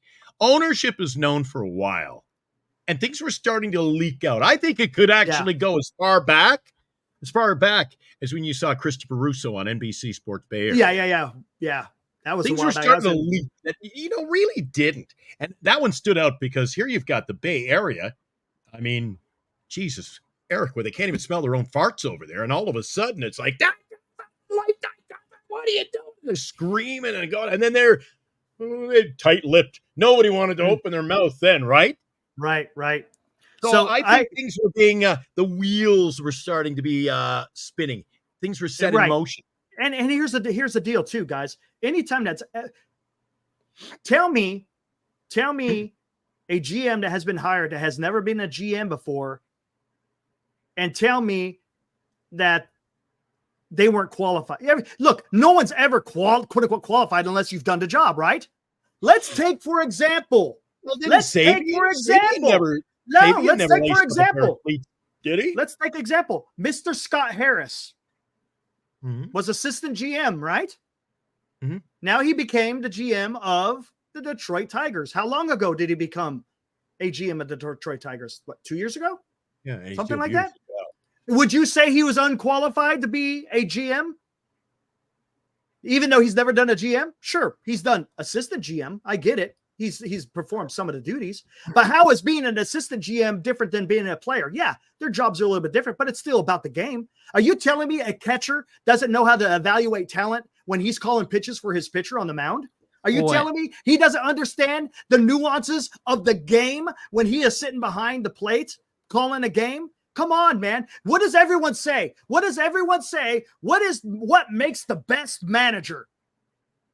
The best position is a catcher, sure. Right? So if a catcher could be a manager, why can't a catcher be a GM? Yeah. Does it involve a bigger role? Absolutely. But you're still evaluating talent. That's what it comes down to. You're evaluating talent to put together a roster and making those moves. The little intricacies of that, he may not understand, but he's going to understand evaluating talent. I guarantee it. So I have absolutely no reservations about Buster Posey being the president of baseball operations. Not at all. Yeah, and I think what he brings to the table over Farhan is that he can measure those intangibles much better than he did. Yeah. Oh, yeah. I feel like Farhan was like lost in the sauce when it comes to stats. Oh, 100%. We all know. 100%. But which there's merit to that. Don't get me wrong. No, right. Having that player aspect and also being a catcher and just all that kind of stuff. He gets that intangibles. Farhan might be a brilliant mind, but you don't think for a minute. Don't think for a minute Buster Posey can't teach him a little bit about the game of ball. Oh, absolutely. Yeah. Well, here's the deal. Look, analytics is part of the game. Doesn't mean it's not coming out of the game. It's what you do with the analytics. And I like what Buster Posey said. Yeah. He talked about the value of, and I talked about this yesterday, the value of having scouts. There is a value to having scouts, but you also pair that together with the analytics. Not everything should be based on just analytics. You cannot live and die by the stats. No, correct. You must, and it goes back to that intangibles thing that I was talking about. There's intangibles with Chapman and dudes like Crawford and Belt and all that kind of stuff that I'm sure, like I was just talking the other day, I was saying Chapman gives me the same like feeling and vibe, presence on field as like a Crawford or a Belt or someone like that who will go out there and play 152 plus games every single season. Exactly. So you got that anchor there. And there's some dudes who are just built to be out there every single day. And Chapman's one of those guys. And that's why I think Soto is the next big signing. I surely do hope so. He's your anchor and your 155 game a year player, Eric. Yeah. What I was saying the other day was that it would be so hilarious to me that Farhan misses out on Harper and Judge, and I don't like counting Correa as someone he missed out on because I think he got him and then it just didn't work cold out. Feet. Which is, I mean, whatever. We'll call that a wash. Yeah, sure. But he misses out on these two other dudes. And to be honest, out of the two, maybe not Harper. I think Harper and Soto, if we got Harper and then didn't get Soto, I'd be fine with that. But if we got Judge instead of Soto, I prefer Soto every day of the week. I agree. Based on age. I agree. 100%. But you know what? In all fairness, 100%. I just want a star. Don't get me wrong. If Aaron Judge that's completely fair. Belt and 50 home runs for the Giants, he would have looked good in orange and black. But I think we're not in a position to start going tit for tat over Judge and Soto and Ohtani and Judge. We're just, that's a good point. At this point. You're just anything you can pedal our way. No more Lamont Wage, please. Let's get a first baseman. Yeah, and I think we see Eldridge come up next year, like guaranteed. Dude is going to be something. The other day I was also talking about the same thing. We do a lot of Giants talking in my free time. There you go. And so I was thinking, just brainstorming, if they call up Eldridge next year, let's say, probably not off the rip. It depends on his spring training, though. I mean, if he goes and tears up the fall league and then goes to spring training, puts on a clinic, they might just say screw it and be like, whatever. But let's say it's a couple months into the season, kind of like what they did with Ramos. And they go out and let's say this is all hypothetical, obviously. Sure. So let's say they miss out on Soto and Soto re-signs with the Yankees because statistically that's probably what's going to end up happening. Okay. because think about that lineup, the protection you have with Judge and like Giancarlo and stuff like that. And he's had a career year. Anyways, regardless, let's say they pivot from a dude like Soto and they make a play on a dude like Alonso or something like that, even though Alonso has bias towards the Mets. Let's say they pivot to someone like that, and then they like not platoon, but they do like a split time between Eldritch at first and Alonso at first, because I'm thinking Eldritch long term defensively will be better just based on size. I don't think they're going to put in. I don't think they're spending any money on a guy like that with an Eldridge. No. Well, the thing is, not to block him out at first, you turn Alonso, into your DH, because then Alonso's defense is not great, and then you still get the power bat, and it's like a better version of Soler at that point. I don't know, just an idea that was floated to me the other day, and I was like, oh, well, that's an interesting angle. I'd prefer the Soto idea better, but like way more than that, but like just as a pivot. Go get Soto. We got bigger fish to fry than bringing in guys like Alonso. If Soto doesn't end up coming to the Giants, which I still think, what number do you think they would need to throw at Soto? And years? It might be 600. I wouldn't mind. He's I think I said 620 originally. I said 650 for 12. Send that to him, your first offer, and just knock his socks off, and then or 650 for 13. I mean, that's a 39 age 39. I was thinking maybe or 50 for 12. I mean, that's what, 600. 13. You were worried about 6 years for no 13s. My God. Well, no. It's different it's one thing with a pitcher and it's another thing with a position player. Well, yeah. And absolutely for a fact that Soto's days in the outfield are not going to be luxurious. He's going to be a DH. Like there you go. And the thing is, he's going to be better because you could pull him out of the outfield. Now you got your DH set for a long time. And he's going to produce more because you don't have to put him out in the field. Exactly. His stamina and such is going to hold up better. But it solves a lot of problems because, like I said, he defensively, he's been off and on. It's not impressive, but considering that we have dudes like McRae and like Fitzgerald who can play in the outfield, Jung-Hoo Lee's back, Ramos, all like dudes who are actively adding to our defense. Have you seen the video? Have you seen my Soto video? I don't know if I have or not. Oh, are we doing that again? Okay, let's do this. Is it the screen that you Gilly, just say you saw it. Here we go. You'll know if you've seen a Soto. I bet I have, but here we go, man. You want Juan Soto? Here's some Juan Soto.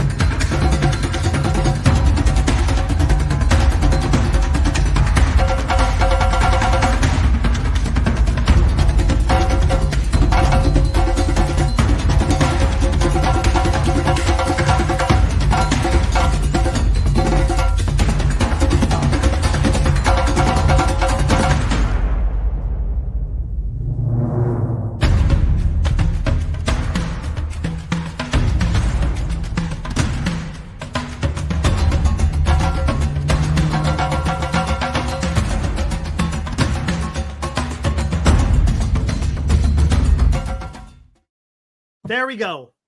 That's what I have, in fact, seen that before many a time. There you go. That's what I'm. Hey, no, and I agree. The funny thing is, hey, I'm just gonna pat myself on the back. I even heard Posey talking about setting the standard. Yeah, absolutely. I'll take credit. There you go. I was gonna say, take whatever credit you can get.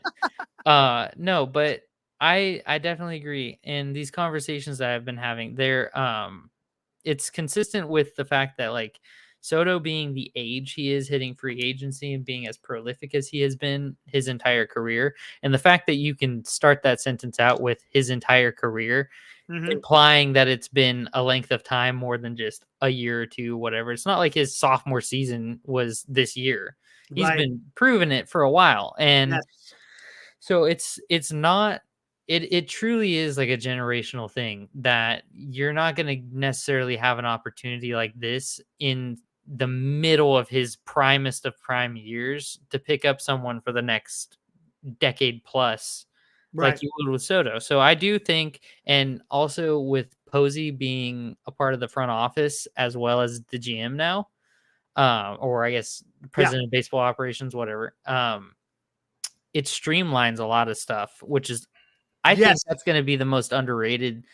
Like, great point about the streamlining, because he has a voice into ownership. Exactly. Right, so he knows what's going on behind scenes, and he knows where everyone stands and is just there. And so that just makes it so much easier to go out and be like, yeah, we can get this guy, or yeah, we can do this, or yeah, we can do that. Whereas he's not seeking approval from anyone because he is the one giving the approval. So it's going to be a very interesting offseason. I think more so than anything, I'm curious in the event that they don't get Soto, because right now I'm going to throw it up 50-50. That's how I'm feeling. I'm feeling it's a 50-50 shot.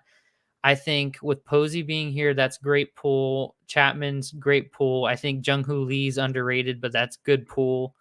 Like, just, you've got some pieces that are very Eldridge, who was nominated or who was named the minor league player of the year. Yeah. So that's showing something. Well deserved. So I think I'm sitting at like a nice 50-50, because I do think that a lot of,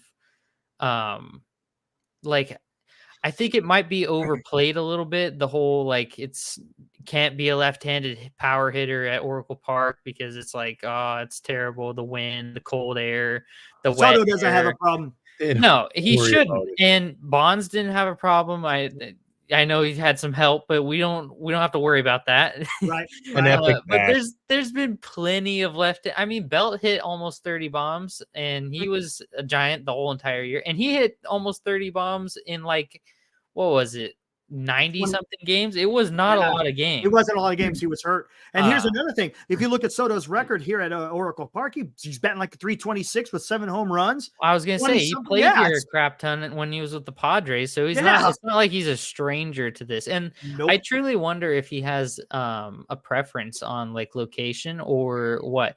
The good thing, this was another thing that I heard, and it was a very good point. Or I thought so, at least.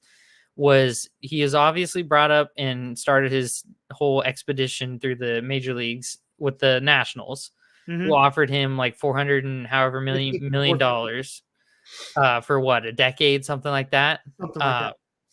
But he turned that down because he said, screw the Nationals. I want to be on a team that's going to be like kind of like an Ohtani deal. Like I want to test the free agent market whenever it gets to that time. Bet on himself, essentially. He didn't want to be tied down to the Nationals. Sure. Went to the Padres, got traded to the Yankees. So he really doesn't have like a team where it's like a Bobby Witt thing where it's like, I came up with the Royals and I love the Royals, so I'm going to stay with the Royals, even though the Royals might not be the richest team, or I could have gotten more for someone else or whatever. He doesn't have that. So it's like, basically it should be just whoever has the biggest pocketbook and whoever gives them the best deal. So, which fortunately we fall into the cohort of teams in the league that has a pretty big pocketbook. Yeah, I want it to be like the next generation in school when they open up the textbook and like look at a map of California, and instead of having a star for LA and a little circle for San Diego, I want to see his face. For San Francisco. On the map right there. Yeah. Hey, you know what Dilly said to start that segment? He said, give credit. Give credit. Credit. So I don't know about you, Dilly, if you've got a credit card, but you can find the best credit card for you and apply easily and securely online. Visit our sponsor, bettercreditcards.com. Way to go, Dilly. That was smooth. Okay, 4 mentions. We only gave him 3. So guess what? one more time. If you're in the market for a new credit card, review and compare the featured top cards available. Find the best credit card for you and apply easily and securely online. Visit them today, bettercreditcards.com. That's bettercreditcards.com, bettercreditcards.com. I've met my contractual agreement for the show. There you go. Some nights we forget. In fact, if you look, Eric forgot to put the sponsor on. Yeah. It's missing. I might even have to give them some bonus this week. Totally forgot that one, man. That's my bad. All right. Easy fix. Easy fix. Smooth. Well, Dilly, hey, thanks for coming on. We're gonna, if you're gonna stay up, head over to Northern California Sports and Entertainment. Oh, geez, fun has just begun. We're gonna have late night sports talk. Myself and Will B will be over there. And I got to go work on the radio. This, these shenanigans never end for the guys that do this kind of media stuff. Yeah. I got the coffee because it's 1:20 in the morning and I'm already late for my radio show. Oh, crazy. So he's going to go over and do that show. And oh my God, it never stops. And we're going to do it all over again tomorrow. Yep. I'll leave you guys with my World Series winner. Let's hear it. I'm hardcore on the Tigers. I want them to pull through. Okay. I want my boy Scooball to come through. He was very good to me in one of my fantasy leagues, so I want him to pull through. How many leagues did you play in? Just 2. I heard you did well in one of them. Yeah, I did pretty good in the other one, Yahoo League, and then the other one, I took 3rd, which was awesome. Good for you, man. Yeah. Right on, dude. Which one was I in? The Yahoo? Yeah. Yeah. Yeah. Did you and I make? Oh, I tried. Oh, Dilly got sick of hearing from me. I enjoyed trading. It did definitely take a turn at some point. I was desperate. I tried everything to get your catcher, didn't I? Yeah, a lot of people tried to get my catcher. They were all over Salvador Perez all year long. I bet. Yeah, I don't know. You Dilly. I think I talked to you only once. Maybe? Yeah, a couple of times. I think it was pitching. Yeah, I think it was mainly pitching. Yeah, nothing crazy. No. Oh, I talked to Dilly probably we must have had 25 emails. We had a great back and forth in the beginning of the season. Got some trades early on, and then the disparity definitely poked its head out and started being a little. I don't know about all that. Yeah, I hear you. Eric and I were in the bottom of that. Listen, it's an interesting way that Yahoo one works. Yeah. Because I've been criticized even within my own family. My brother who played ball, he played pro. And he's like, dude, the number one thing you don't do is trade Ohtani. And I dealt him in my fantasy league. Dang. But you know what happens in that league? If you do, I was in 11th place. I finished, I think, 9th in that particular Yahoo one. But there is no way, unless you can lead, you could have the most home runs and have 12 points. Yeah. But if you got no ERA and you've got no stolen bases, all of a sudden you're like in 11th place. So I pulled desperation moves. I tried to get base stealing. I tried to improve to at least pull up mid-pack. And I took a long shot. Who's that guy, Eric? I landed him in one of my deals. I think it was my Ohtani deal, the Yankee. Dominguez? Yeah. Jason Dominguez. Yeah, he was tearing it up and he was going to get called up. What did he do the week before? Get hurt. He got hurt and it set him back and I lost him. That was my ace in the hole making the deal. But anyway. It is what it is. If you don't play bold, man. None of us took the Farhanian, which is a win. There you go. There you go. And that's what it mattered.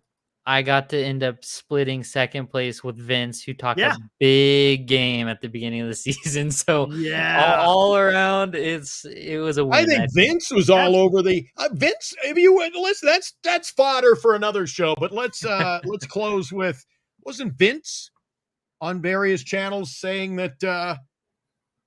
You guys were crapping on. Oh my God. I was watching that clip the other day. Oh my God. He had Eric apologize for the mincing word. I did.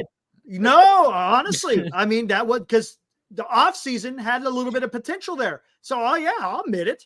I was like, okay, this is going to be a better team, but it just didn't work out. This offseason was, I said it before the season started, and I maintained the same point of view.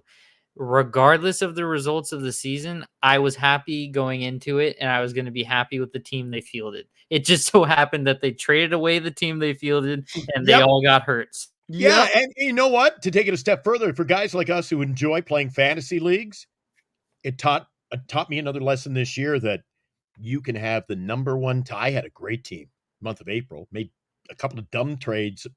I guess now they're dumb, but you can be in first and suffer 2 injuries. Yep. You can be in last like that. Yep.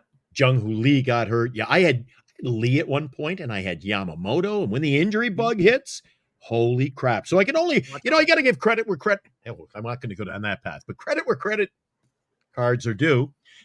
When you are running a major league team, boy, and you come up against things like this, injuries, man, it's not easy. Nobody's job is easy in Major League Baseball, No. From the front office down to the field. You know what? Call it like it is. So you run a fantasy league team, you're doing great, and all of a sudden, I lost my 2 starting pitchers. I'm in the tank all of a sudden. Yep. You got to beat someone, and if he turns out to be great and you get a bomb in return, you know what? It's a tough job these GMs got to do. 100%. It really is. Yep. And who better to trust than Posey? Yeah, exactly. You know I like it. Thanks for coming on, Dilly, and don't forget, my friend, I've got some word of advice for you. BetterCreditCards.com. Yep. Find your best credit card. There Apply it is. easily and securely online. BetterCreditCards.com. There you go. All right, Dilly. Hey, come in again next time, man. Yep, for sure. Thanks, Good pal. to see you, buddy. Good to see you again.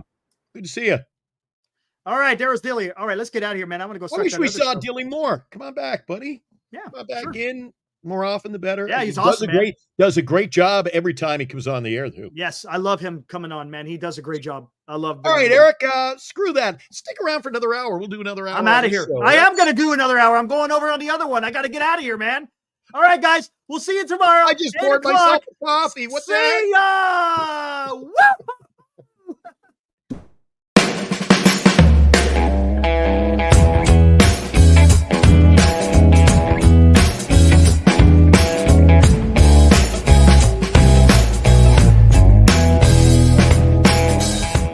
You've been watching Giant Sports Talk Live with Eric and Glenn, a Northern Lights Entertainment Broadcasting production.